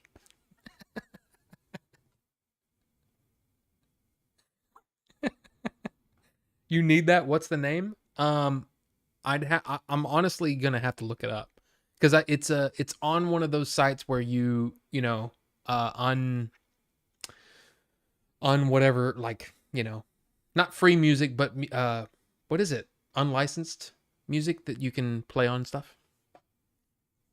But yeah, what's next on the agenda, other than Obi-Wan? This is something else that came up the other day and it was kind of cool. Patricia, what's up, girl? You down to hang? I don't know, man. I don't know. Royalty free music. Thank you there. Blue Bowl. Oh, thank you, Tim. Thank you. But The Gray Man is a movie that we've been talking about, or at least I've been talking about on this channel, wanting to see. Ryan Gosling, Chris Evans.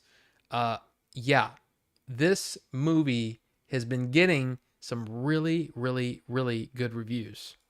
And let's go to this, and I can tell you about some of them. They said, The Gray Man is 2 hours of James Bond meets Fast and Furious, super exciting action, massive scale and set pieces, solid self-aware performances, consistent laughs, just a whole lot of fun.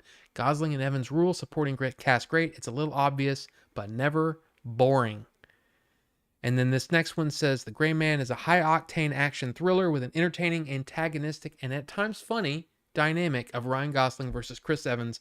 Ana de Armas was one of my favorite elements, again proving she's a dynamic force in any action film, while Danush, right there in the middle, is a total badass.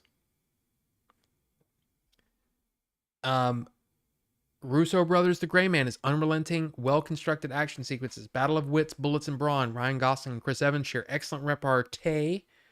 I don't know if that's how you say it. And sleazebag facial hair. Ana de Armas is badass and a beauty. Danush's scenes are ruthless and sharp. So I'm really excited for this movie. It's coming out July 15th in select theaters, July 22nd on Netflix. I am excited. I want to see it. Let's go.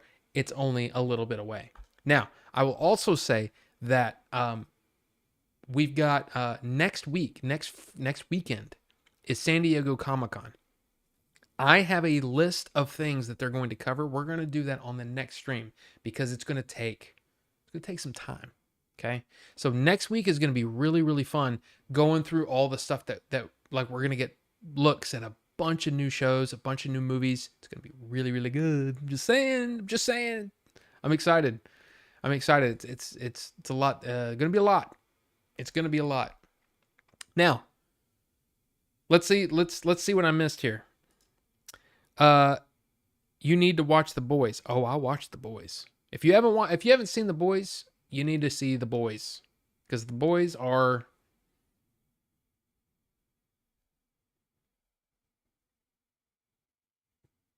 good. The Boys are really good. So, yeah, and in fact, you know what? I'll just talk about it now. The Boys is a show that I find to be slightly under above average. So it's not bad at all.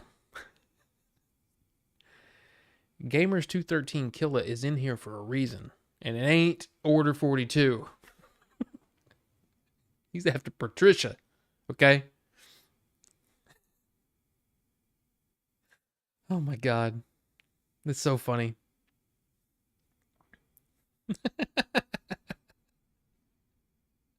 You talk to like that, I pop drunk on you, make red blood blue, homie. Doubt that. I don't mess. What? Yeah. I don't remember. I completely like lost my train of thought. I love that this stream has turned into let's see how many different troll accounts I know. I know. I know, Tim. This is fun. This is fun. Is it Soldier Boy? Talking about the boys. Yes. So I really love the show, but it's not my favorite of the shows that I kind of follow. You know what I mean? My biggest problem with the show is that at times, and this is might be old man, you know, talking here, but it feels a lot like, oh man, I'm 14 and this is deep kind of stuff. Or like, ooh, the kids will really think this is taking things of, oh my God, we're gonna show a bunch of nude women. I just don't care. Just it's like there's a really, really wonderful story and some really beautiful storytelling being done in this show. But it's this constant, we've got to push the envelope. We've got to do things that nobody else is doing. Oh yeah, the you know, I don't know. It feels uh there are times when it feels like it's too much. And not because, oh, I'm offended by it. I'm not offended by it. But being offensive or pushing the envelope for no other reason than to push the envelope is just a bit much to me. It's the same it's the same as having any sort of gratuitous nudity, gratuitous effects, gratuitous action. All of that stuff, all of those things are tools in which to tell a good story. And as long as the story is good, you don't need any of that stuff. And I think the story is good enough that it doesn't need to go that far. But that's just me. I don't know. How far have you gotten? It gets way worse than the last season. Oh, I know. That's what I'm talking about. I finished it. I watched the last season. In fact, after you, it was Tim, it was you, Tim, and Mike. We were sitting there talking. I went upstairs and watched that last episode of this season. And like I said, I like it, but it's just like, okay, I don't really understand why, a guy's penis has to choke a guy. Like, you've got a really, really good story without all that. You know what I mean? I don't know. You felt the octopus scene was way over the top? A lot of them are over the top. A lot of those scenes are just like, but why though? But why do you feel like you need to go that far? Now, doing the like superheroes interacting with humans and things getting freaking insane, where like collateral damage, that is interesting stuff. And even the extreme violence is interesting. Like it seems warranted. Yes, Caleb, that's what I said. Yes. And it gets worse than that, if you can believe it. Certain Netflix shows are like that too. Right.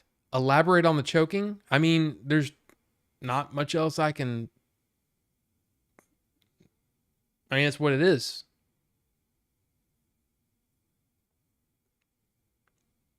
The concept is phenomenal, but the extra doesn't need to be in there. Honestly, yeah, it's like I said. I think it's a great story being told. Great actors, like seriously, like a lot of those people are like I've never seen them before, and they're great. Jack Quaid. I mean, of course, everybody's seen Butcher. Who plays Butcher? Billy Butcher. I love that guy. Carl Urban. I love that guy. And the guy that plays the guy that plays I can't remember their names. I can't remember their names in the show even. But yes, Carl Urban. But yeah, it's one of those weird things where I love all the actors in the show. I love a lot of the stuff that pushes the envelope, but then when you get to stuff that's just like, okay. You're just trying to make it trend on Twitter or something. I don't understand the point of going that far. It seems like it's not doing anything. You don't watch much modern TV, but that sounds kind of funny. I'll stick to Munsters though.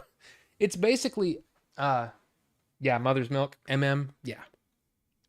But those it's basically if superheroes are real, what kind of collateral what kind of in the are all superheroes well-adjusted people, or are they do they compensate just like, you know, people that anybody that's in the spotlight may compensate. They have their ups and downs. They get popularity contests. And then there's some superheroes that nobody pays attention to. And then there are some superheroes that kind of go off the grid and they go nuts. And it's like there's a lot of interesting ideas there. And then on top of that, there are some really, really deep themes about grief and loss, and there's a lot of great stuff in there. But then you get all this crazy fantastical stuff, and it's almost like the message gets lost, you know, because everybody's just talking about the crazy joking or some. I'm all right with it going too far if it keeps the show alive. Maybe they're tossing that stuff in to keep it in the headlines. I mean, maybe, but I just feel like a show like this that's this good doesn't need it. It doesn't need to go that far. Like the whole hero-gasm thing. I mean,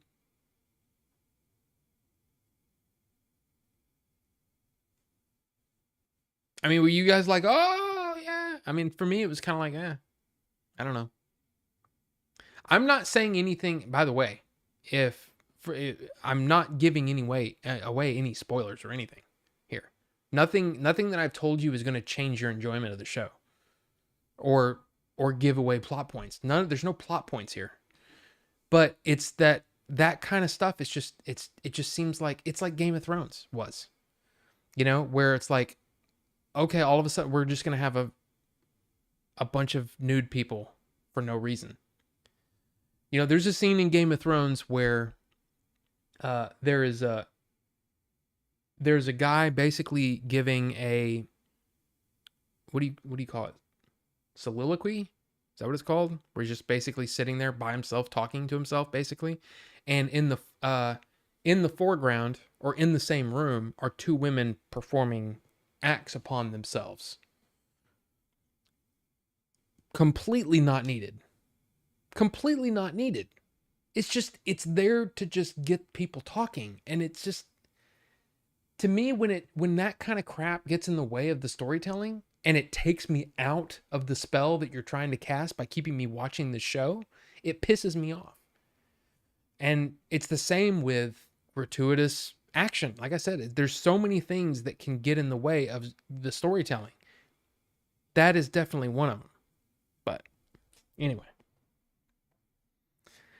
I tried getting into it, but it wasn't for you. See, I mean, you know, it just, maybe not. But man, like I said, there's things that I really love about this show. And then there are things that are like, okay, that irritated me. You only watched season 1, but that was enough Game of Thrones for you? I mean, I get it. I totally get it. Game of Thrones season 1 is the worst offender. And it slowly got less gratuitous. But then every now and then, I'd be like sitting there. And it was so funny because, you know, I'd be watching it in the living room. April's in her room. Like April works a lot. Okay. And she used to work a lot, you know, and she would only come out to get, you know, a snack or water or something. Right. And it seems like she only came out of her room when a really gratuitous scene would happen. And what was funny is a lot of times it'd be like 3 episodes of like, just like really great television. And then the next episode would be an orgy, and she would come out and be like, what are you watching? And I'm like, I'm sorry. It's just, I don't know. Just one of those weird things.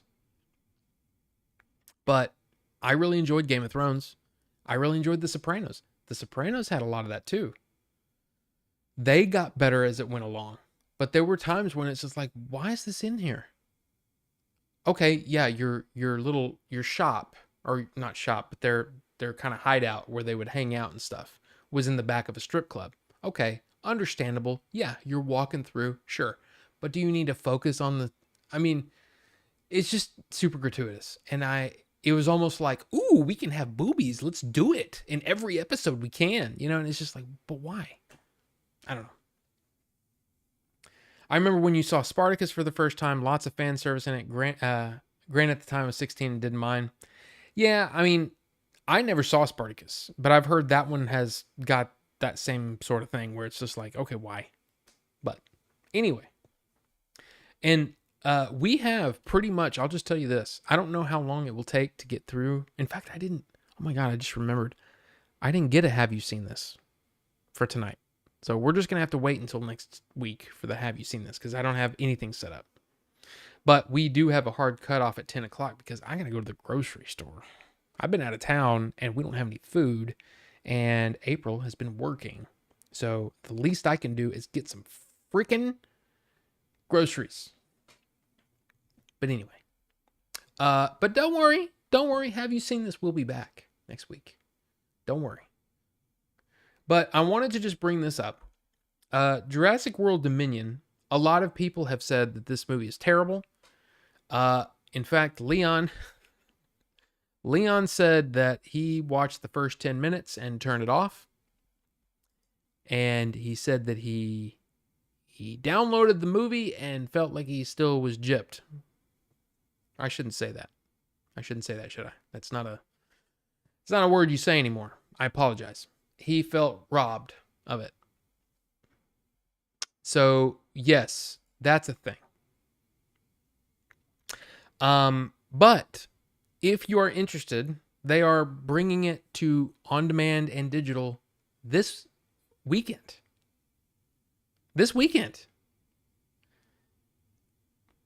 So even though it's still in the theaters and it's still apparently making some money, they're bringing it to, on demand and digital purchases and stuff this weekend. So that's a thing. No dates on streaming, but I assume since it's a Universal movie that it will go on to Peacock. But who knows? I assume the highest bidder will get Jurassic World Dominion. But that's a thing. I also wanted to let you know that we've talked about this movie briefly. There's not a whole lot of information on it, and I don't think there's a trailer yet.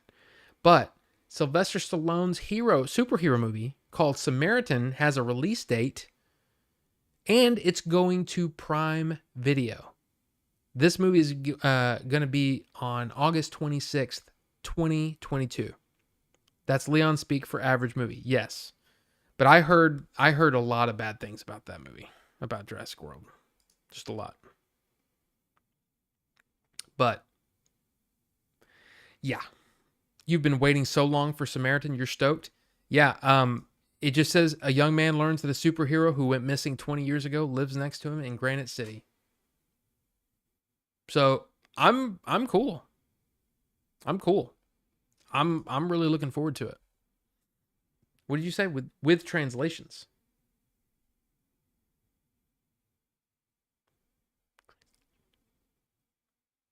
I'm not sure. I did want to bring this up. In fact, I wanted to bring it up earlier in the show, but I forgot. This is something that I was reading about, and I just wanted to bring it up. You can't understand. Oh, gotcha. Can't understand Stallone. Yes, I get you. I got you now. I found this an interesting thing. Former Marvel VFX artist talks about poor working conditions at the company. This is not necessarily people working at Marvel. These are people that work for VFX companies that work with Marvel. And this is one of those things where it's like, man, you're hearing this a lot lately. Especially on the gaming side. You hear about these people that are working incredible hours with no overtime pay, and yeah, the conditions at these VFX houses, whether it's for movies or games, man, I don't know what the answer is here. I don't know what to do. It's also why a lot of times what will happen is the studios will cut corners on the production side, the actual filming, and leave a lot of things to be done in post. And that's something that, I mean, we were joking about it when we were filming Adventures in Game Chasing. Like, we'll fix it in post. You hear that all the time. That's something that the VFX houses deal with all the time. They constantly have things changing, and they constantly, they'll work on something. In fact, I was reading a story about a guy that was working at a place, and he said, yeah, what will happen? Or maybe it was that, no, it was in that documentary. It was in that documentary that Yoshi posted on Twitter. Yoshi Vu, of course, if you don't know who Yoshi is, he's worked with a lot of the big YouTubers, GameSack, AVGN, and of course, he did some visual effects for us in the Adventures of Game Chasing movie. We've talked, have had him on the show many times. But he tweeted out this documentary about how VFX houses are continually like they're treated like bottom rung people, and on top of that, and I'm talking about by the studios, they unrealistic expectations. But this is one of those things that in every aspect of business they have there's unrealistic expectations, and because the company want the project, they don't say no. And they don't set those realistic expectations. And I think that's a big problem in, again, not only movies, TV shows, it's in streaming, it's in video games as well.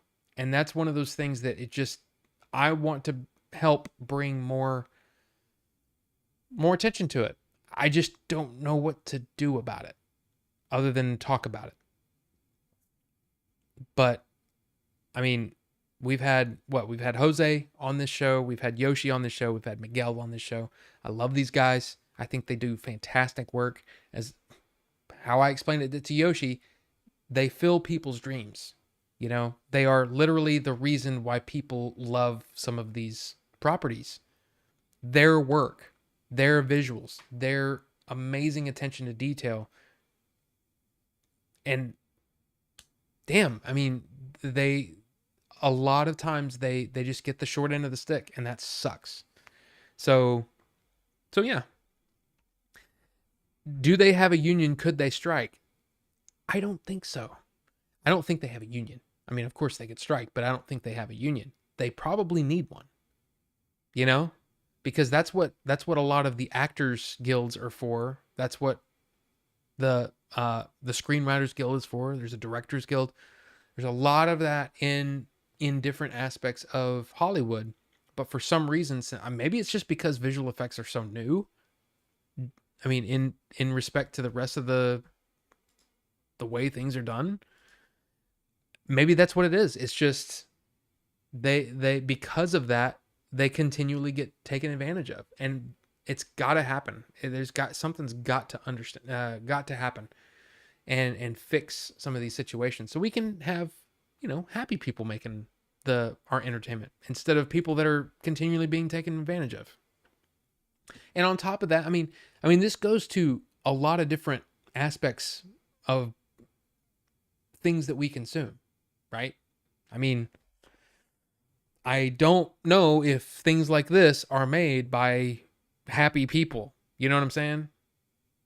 So there's a tendency in business to undercut as much as possible.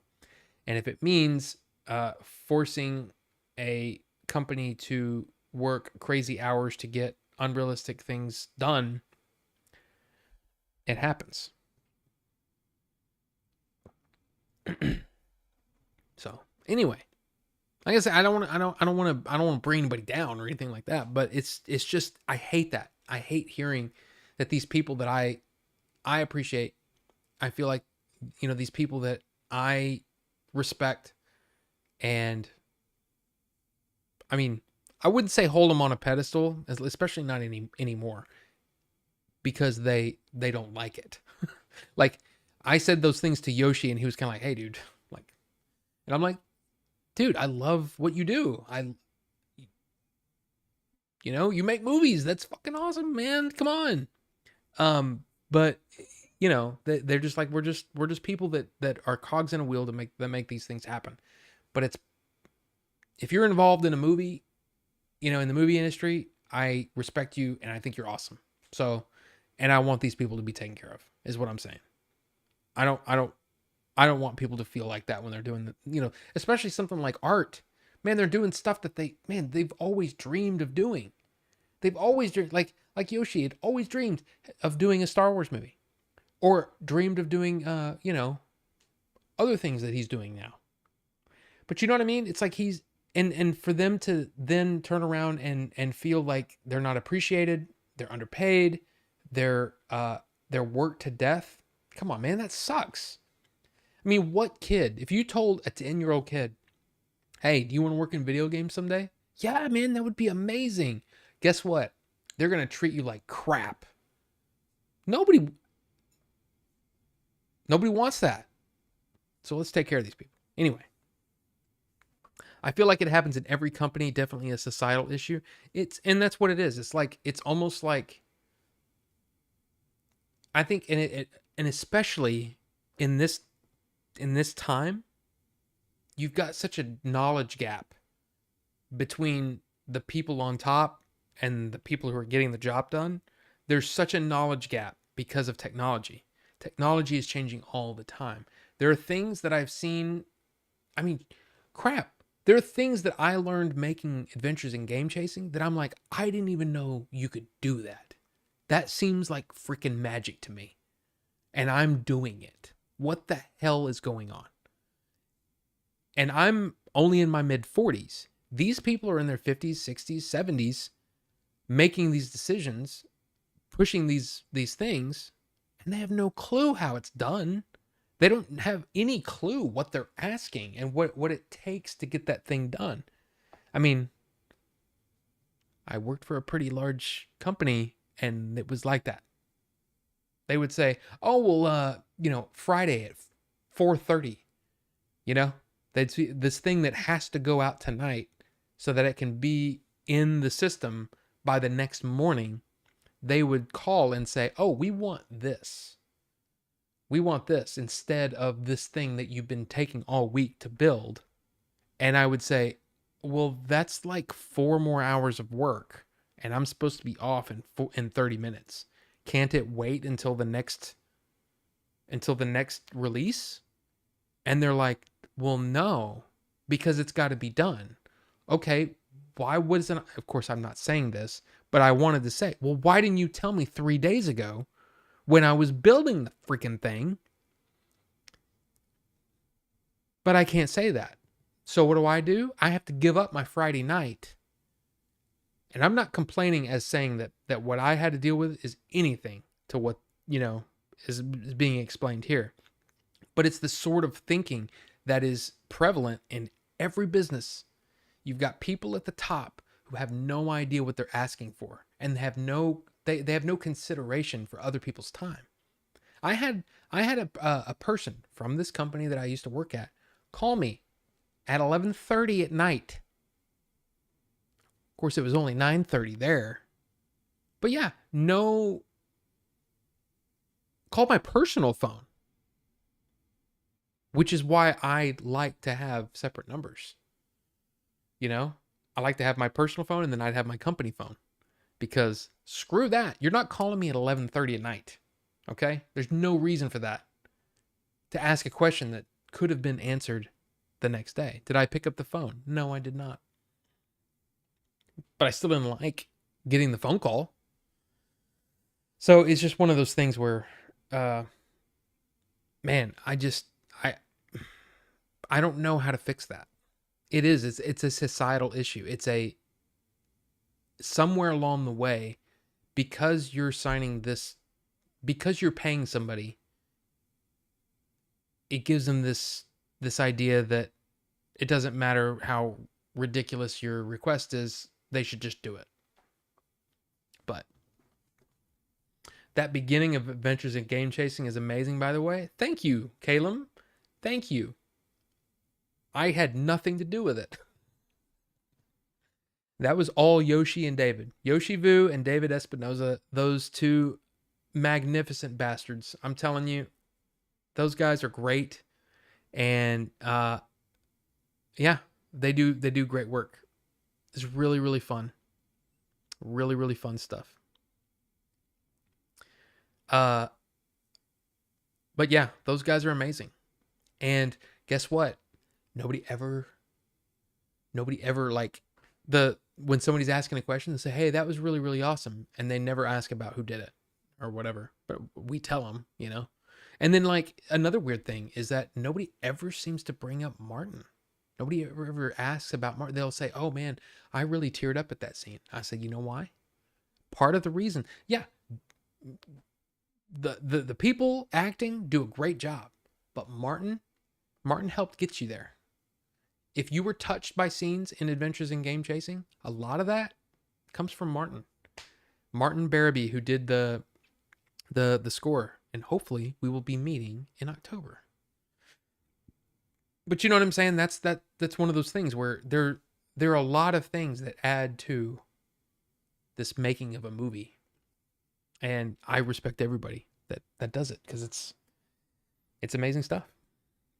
Got that kind of crap in my line of work as well. It drives me completely insane. Got all the work done for A, then they want option B last minute. Nothing. I mean, for me, that was one of the things. In fact, here's the 2 days, I think it was 2 days before Billy called me and said, "Hey, do you want to go to Whataburger? I got a question, or I want to show you something." And he showed me the script and asked me to be a script supervisor. 2 days before, when I walked out of my job and said, "I can't believe I still work in this effing place." Only I didn't say effing, and I yelled it and basically stormed out, and then thought, I'm going to get fired. And what did I do? I went home and worked more. But anyway, I was very, very angry that day. And yeah, it was that exact thing right there. And it was like, I did all this work for nothing.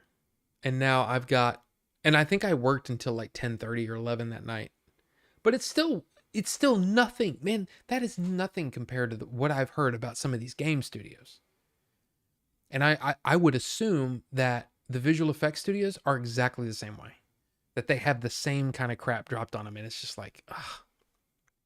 My first job was a dollar store. The manager would pay all the women more than me because he wanted to have relationships with them. I was an assistant manager, only got paid $8.25. Wow. I mean, did it work though? I mean, I'm kidding. I had a boss call my emergency contact number to call you into work. Yeah. You might pick up a copy of that Game Chasing movie. Hey, I would look. I'm biased, right? I worked on it. But it's good. I think it's really good. Just saying. Would love a Game Chasing soundtrack release. I believe that is being worked on, because Martin deserves that.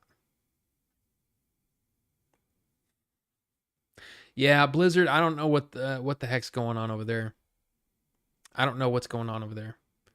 But yeah, I think the Game Chasing movie or the Adventures in Game Chasing soundtrack would be fantastic. And I feel privileged to have heard a lot of the stuff that didn't make it into the movie. You know, the cues that were, oh well, this one's not quite right. But guess what? It sounds great.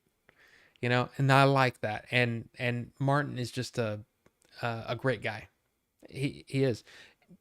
And if you're interested, there's an interview with him and Billy on my channel. I'm just saying. In fact, bam. I just put it in there. And no one can tell me I'm wrong. There you go. Yeah, you can go to his website and listen to more of his stuff. It's great. He's a great dude. Real quickly, briefly, I don't have a whole lot of information on this. Is this the last thing? Oh no, I have one more thing. And we have 24 minutes to do it. Okay. Um, well, if you wanted a new Captain America movie, we've got a director. So yeah, it's Julius Ona, Nigerian American filmmaker who made the Cloverfield Paradox, which I for whatever reason I skipped that one. But I am really really excited because I love Captain America in general. Falcon and Winter Soldier, I really really love this show. Now, there were parts of it that were kind of like that kind of dragged a little bit, but man, are you kidding me? I'm down. I'm down for this. And I hope that I hope Winter Soldier is included in it. You know what I mean? Because I love their dynamic is fantastic. But I don't know what to think about Cloverfield Paradox, but the thing is about Kevin Feige is he sees every director, he sees something in them that says, yes, they're perfect for that. And the only time that I think he got it wrong is when he'd hired Edgar Wright for Ant-Man. Because Edgar Wright was wanting to do something that was just not Marvel. Like not a Marvel thing. And I think that's the only time when he was... And I don't think Edgar Wright was... I mean, I could be wrong. Who knows? I mean, all this stuff behind the scenes, you never know. It's like, oh, when you hear creative differences, it literally could just be creative differences. But it could also be an excuse for somebody going, I just didn't like the guy. I didn't like working with him. I think he was an idiot. But we're going to tell the public creative differences. You know what I mean? But it seemed like Edgar Wright he just wanted to go too quirky. And I don't think it was what Kevin Feige wanted for Ant-Man. Or it could be something completely different. But the truth is, Cloverfield Paradox director Julius Ona is going to be directing Captain America 4. And that's awesome. But you know what keeps irritating me? Is when I was looking, because I knew that this was something I wanted to talk about. I saw it on Twitter or whatever. So I'm Googling Captain America 4. I'm Googling it. And I've got all the news items that are saying this exact thing. But then I keep getting a lot of hits on Captain America or Chris Evans saying that he's no longer wanting to play Captain America for now. And I'm like, that's not what I searched for. I mean, why isn't Anthony Mackie getting the attention he deserves? I mean, isn't he Captain America now? It just, look, and I'm not trying to say anything. I'm just trying to say, I noticed it, and it was like, it was noticeable that it seemed like Anthony Mackie's picture wasn't coming up anywhere near as much, even though he is Captain America. And that should be big news, right? Right? I mean, am I wrong? It's kind of like, when I see people complaining about, maybe some actors are not getting the attention they deserve because of reasons. I'm sitting there going, okay, well, I'm seeing it because I'm searching for something completely different and I'm getting the white dude instead of the black dude. Does that make sense? I don't know. I'm probably making a mountain out of a molehill, but it was something that I noticed, and I just wanted to mention it. But I'm excited for Captain America 4. I think it'll be good. I think Anthony Mackie's great, and I went blank on his name. Winter Soldier, Sebastian Stan is great. So the two of them together, it would make an awesome movie. So, anyway, I didn't mean to get heavy there. I'm just trying to say, it's like, what's going on? Why is that happening? Chris Evans hadn't been Captain America for a long time now. There's only one Captain America, and his name is Guile. I mean, you're not wrong. Guile is pretty cool. Okay. Here's a funny thing. Speaking of Street Fighter, there's that new Capcom Fighting Collection that's coming out, or that's out. I don't even know if it's out. I saw the preview for it and I said, "Ooh, I want that." I haven't played a fighting game in like 20 years, but for some reason that I really want, because I remember liking Darkstalkers a lot, and I remember liking, I was a Street Fighter guy. I loved it for that, for a while there. But the thing is I haven't played any, like seriously, zero since then. Like all, what Mortal Kombat are you guys on? Like Mortal Kombat 76? I don't know.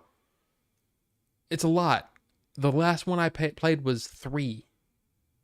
Okay? So, if that gives you an idea. And when it got to, like, I didn't know that Street Fighter, I hadn't played a Street Fighter since Super Street Fighter 2. Dude, Darkstalkers is the best fighting game ever. I love it. Decent anime too. Yeah, I love the style of it. I love the fact that they were cartoon characters instead of, like, I don't know. It's just cool. I liked it, but I suck at those games. That's that's the other thing. I'm wanting to buy this collection of games that I've only played like 2 of them, and I suck at them, like completely. Like, why do I want it? But I guess I do. So maybe that's the thing. I should just buy it and shut the hell up. Same with me not into fighting games, and that's the thing. I'm not like completely against them, but I felt like I moved past them, and I said, okay, well, fighting games are fun, but I like games with this. I don't know. Just saying. Now the last thing that I have to talk about is still movie related, but it has a gaming twist. Okay? You're trying to learn a new fighting game called DNF Duel. I've heard of it. I mean, if I saw it, I'd probably go, yeah, I've never seen that before. You play on the easiest difficulty? Hey, you know what? Hashtag play on easy if you want. That's not going to catch on. But you know what I mean? Like I see a lot of people that almost feel bad for playing on easy. I say, who the hell cares? You know? Enjoy the game. Now, like typically what I do is I like to play on a specific level, whatever that is for the thing. Hashtag I'm easy. There you go. Hashtag play any mode. That's good. I don't know. I'm easy is pretty good too though. But I'm just saying that might catch on for different reasons, depending on what your profile picture is, if you know what I mean.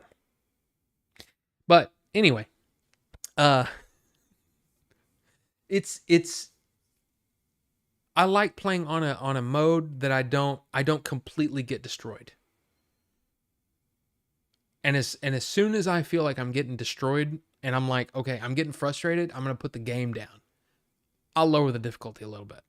But typically, as I get better, I usually turn it up a bit. And that's one of the things I like about Diablo. It's one of the things I've always loved about Diablo is you can go to some extreme levels. And what I would do is I'd be like, okay, now I'm just walking through all these people. Let's turn it up 2 levels. And then sometimes it'd be like I'd get 2 levels up and be like, okay, that not even elite boss, a small little character came and destroyed me. I think it's time to turn it down a little bit more. But you know what I mean? And I like to keep, you know. You play plenty of games on easy, mainly because I don't usually have enough time to play through on hard. As long as I'm still enjoying the game, I don't care. And you know what? It's something that I don't know who said it, but it was genius. They said what they need is they need to create. It's just like when you're watching a show week to week, and the recap at the beginning catches you up just so you can have it in your mind. Oh, yeah. That's what we're doing now. That's what's going on. Gotcha. You need the recap. You need a recap for games too. There needs to be an option where you can say, hey, this is what you did in the last few hours of playing this game. And then maybe even let you practice a little bit before you get back into the game again. Because I don't know how many times I've quit a game because I'm like, I don't even remember how to play this now. And you just put the game down. You know what I mean? So I think they need that too. But yeah, as long as you're enjoying the game, screw it. And a lot of times I'll play a game on easy just because I don't care about, I'm not going to get good at this game. All I wanted is to play through the story. That's it. I wanted to see what the story was. But yeah. Fans accounts, only fans accounts. Yeah. Hashtag I'm easy. Yep. Guilty Gear is the only game series where I don't play on anything less than the hardest difficulty. And see, there's certain games that, I mean, I would play. You know, one of my favorite games growing up, Nintendo, NES, the NES days. One of my favorite games to play, and I played the absolute crap out of this game. 2 games, really. One was Dr. Mario. For some reason, I could play Dr. Mario, turn it all the way down, crank the music, and just veg out. Love it. I used to love doing that. The other game was Super Dodgeball. I played that on difficult. Yeah, I loved that game, and I was good at it. Sam, Rainey, and Steve, baby. That's right. That's my team. And those are Bill and whoever the other ones are. Yeah, get your ass on Bill, John, and yeah, you get yourself on the outside. Sam, Rainey, and Steve are going to take this thing home. I love that game. And then what I would do typically is I'd put it in and I'd play through the game, do the right, then win the tournament, and then I'd go in there and play beanball until I was tired of it, and then I'd move on. That Super Dodgeball game was hard enough as it was. It was. But I also, for whatever reason, I guess it was just because I had a friend who lived down the street that played with me. And we just both got really, really good because we were playing each other. So when I'd play the computer, I'm like, God, these guys suck. So I'd play through it on difficult to try to make it harder. And a lot of times it was like, how far can I get into the game without getting hit? You know? And yeah, Diablo 3, man, I love Diablo 3, but the thing is with Diablo it comes and goes. Like I'll play Diablo 3 for probably 2 or 3 weeks where I'm playing it a lot, and then I'll just put it down for months. Seasons, I guess, cuz season 26 or whatever they're in now. Yeah. But I'm not like super like I just play until I can turn it up. I don't try to unlock everything in the season and all that stuff. Anyway, got to link up? I mean, maybe. I mean, you never know. I'll tell you, a lot of online stuff. I got turned off on online stuff a lot because of the original Diablo, and when a guy came in, probably my 3rd hour playing online, and a guy destroyed me in town where you're not supposed to be able to do that, and he took all my stuff, all my high level stuff. Pissed me off so bad I said, okay, I guess online's not for me. But yeah, Diablo 4 looks really good. It does look really good, but man, Diablo Immortal scares the crap out of me because I hope they're not going that route. Because Diablo Immortal, I deleted it. I didn't even want it on my iPad anymore. I said, screw this game. This game is... No. Dodgeball Academia? Never played it. That's how you were with Star Wars The Old Republic? I've never played that. I've never played the Knights of the Old Republic. None of them. And I'm waiting for that remake so I can play it. Because I figured now, I looked at it and I was like, okay, it's on sale or whatever. And I'm like, this looks like, I'm sorry that this game looks like crap. Okay. I'm sorry. I'm sorry for those people that like it. But I also think that Ocarina of Time looks like crap. So I don't like that early 3D era. It's why Ocarina of Time will never, for me personally, will never make it on a top tier Zelda game list for me. Never. Because I don't like the way it looks. I'd rather play the original Legend of Zelda than play Ocarina of Time. Simply for that. So we should definitely play some time. Why not, dude? Why not? And yes, I was hacked. That's why they attacked me in town.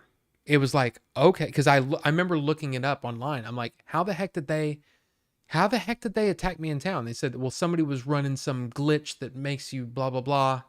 And I'm like, okay, well, this is, okay, I guess I'm done. I'm done with that character. So what I did was I deleted all my characters and then just played through on my own again. And I would just keep playing through Diablo 1 on my own. And Diablo 2, I never went online. Diablo 3, I have gone online a couple of times because, I mean, of course, especially on console, that stuff is really, at least I haven't heard of it being bad. I don't know. I've never had a problem, but I mean, sure. I mean, don't know how. I don't even know what we would do. Like, I don't even know. I wouldn't know how to support or play as a team in that game because I always just play by myself. I don't know. Those early 3D graphics didn't hold up as well as 8 and 16-bit. Yeah, it really just doesn't. And it's because the thing is back then, I didn't like it back then. I felt it was clunky. There were moments in Breath of the Wild. I'll tell you this. There are moments of the Breath of the Wild that reminded me of things that, not graphically, but play style wise, that reminded me of Ocarina of Time. And I said, okay, I remember liking that in Ocarina of Time. I just couldn't stand the way it looked. So, you like to check for treasure goblins so you can get new pets and grind?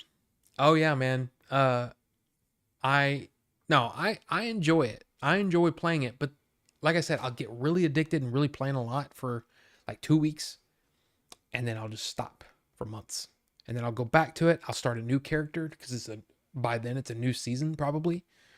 And I'll start a new character and I'll go through the whole thing. I'll play in adventure mode.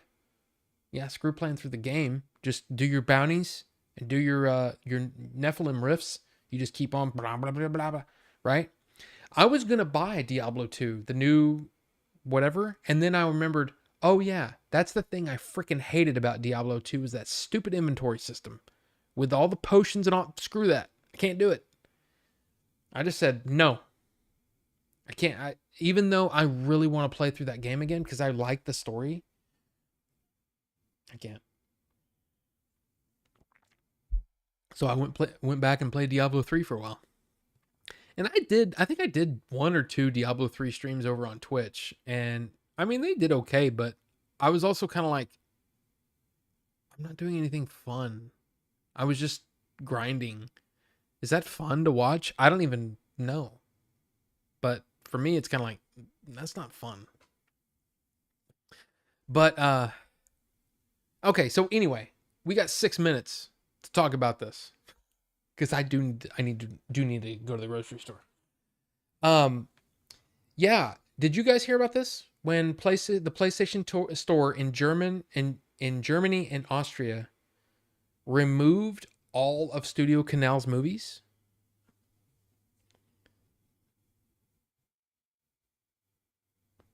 Sorry. Yeah.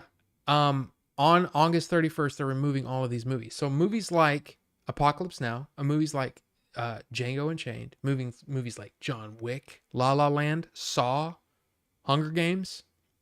If you bought the movie on the PlayStation Store, not only is the PlayStation Store, it's shut down, right? I think it was shut down last year, so you can't even do that. You can't even buy movies anymore on the PlayStation Store. But now, in Germany and Austria, you won't even be able to access your purchased copies of any movie from Studio Canal. And I remember Billy tweeted out, he tweeted out, digital is rental.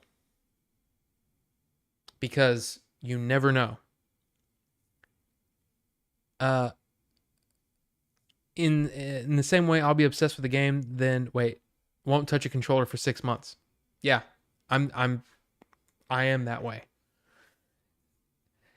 Tim, I have a Twitch. It's the same. It's just Order 42 Show. But honestly, I'm not. I'm I'm having so much more success over here on YouTube. I love Twitch. I do. I really, really enjoy the way that the platform works. I like the follow and sub versus sub and what's the next thing? I don't know. I'm not monetized over here. Um, but yeah, it's I just had more success on YouTube. So everything is now set up for YouTube, not Twitch. So I probably won't be membership. That's it. Thank you, Carbonite.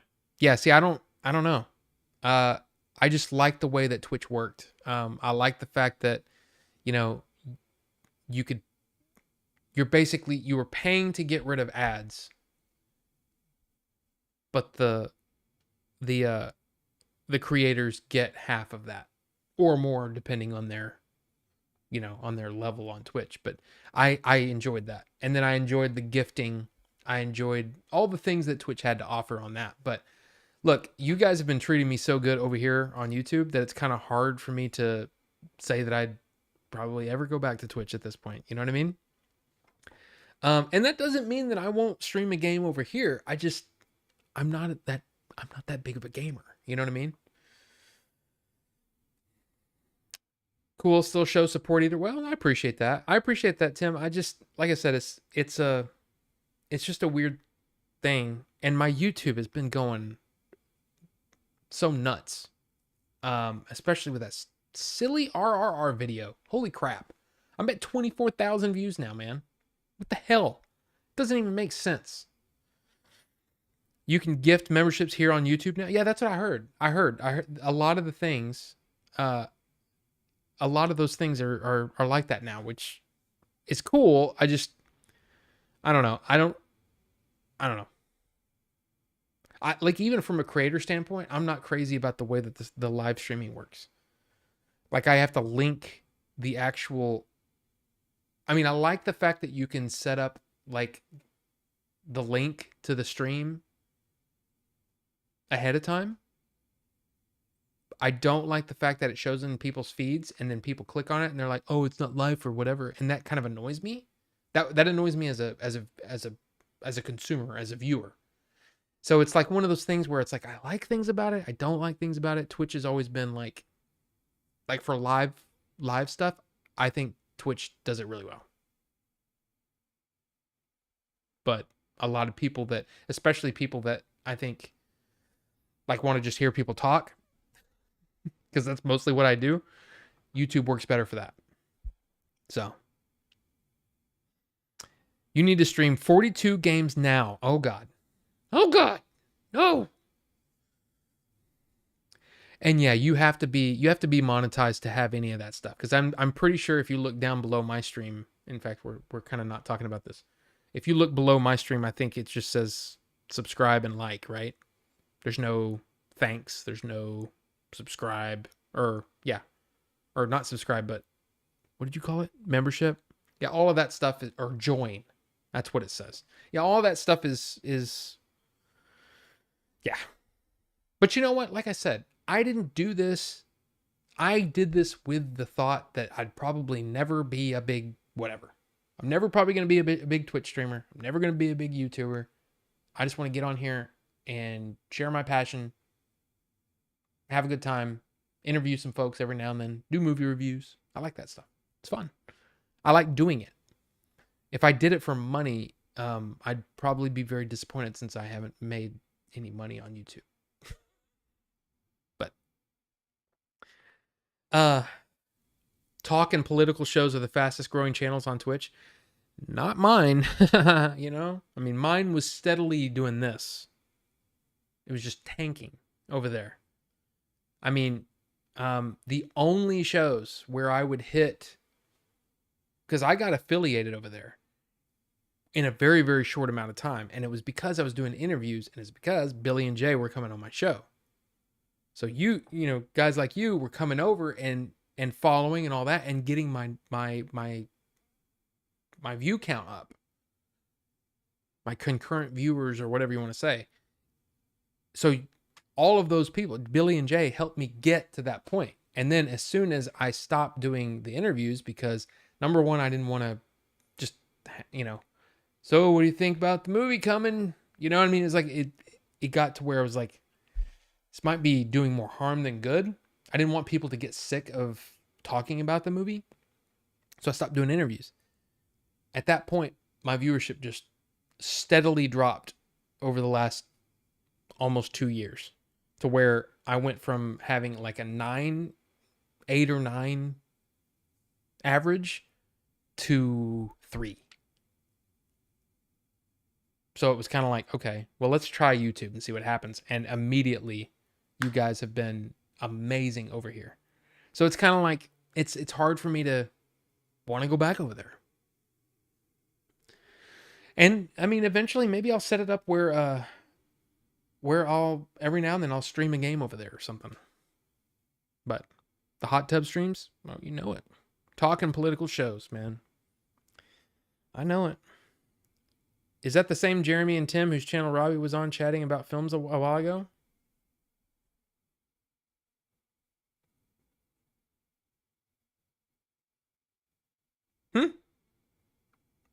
Those are the guys that I met on Friday at SEGE in the hotel.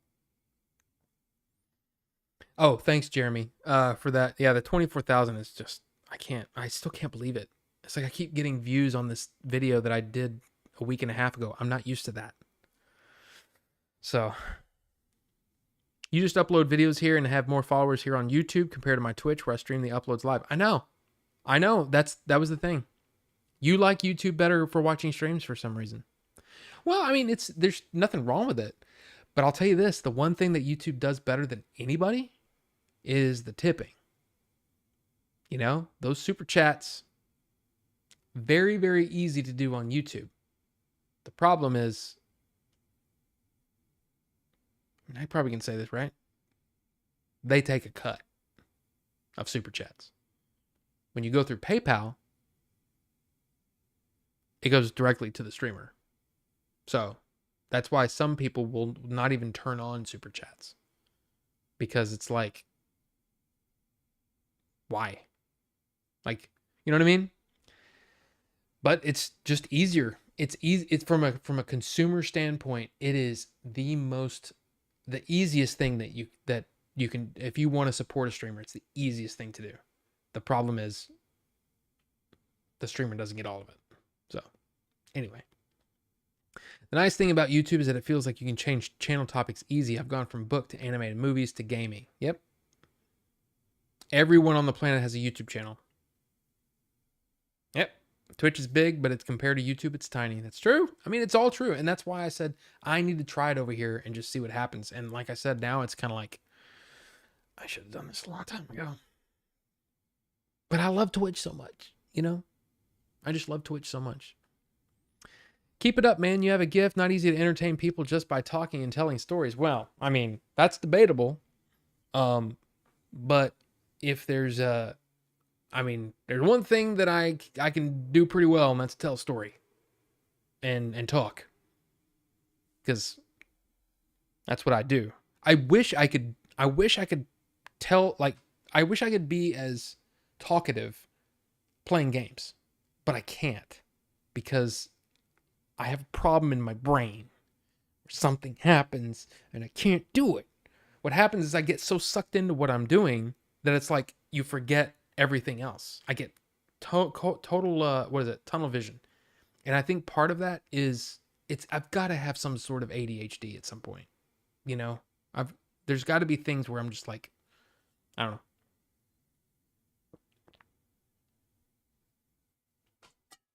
Need the water. Oh, and it's 10:05. I gotta go. Retro Gaming Pandemic. Good meeting you this weekend, dude. Hopefully we can talk movies again soon.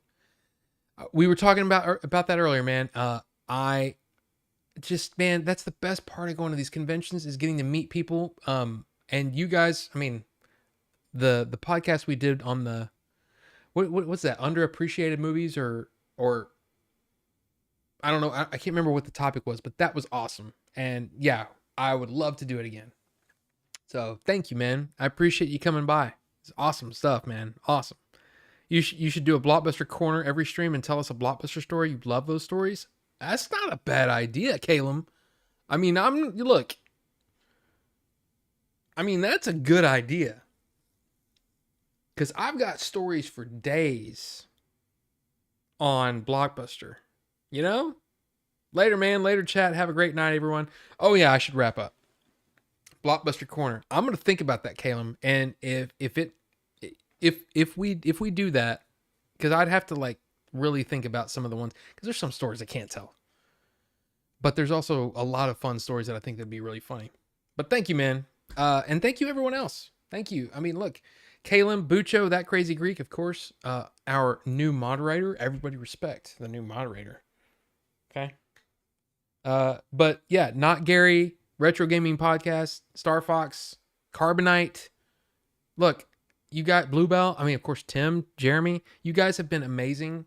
The support coming over here doing lives has been really, really cool to see. And of course, it keeps that show popping, man. And I really, really like that. So thank you guys for interacting in chat, for hanging out. Of course, for those of you who I've had a chance to meet, that's awesome too. And yeah, so we'll do this again next Tuesday, and be on the lookout for that SEGE video coming in maybe in a couple of days. You know what I'm saying? So anyway, you guys have a great one, and we'll see you later and stuff. So bye. That was awkward and weird, but let's just go with it. Bye, guys.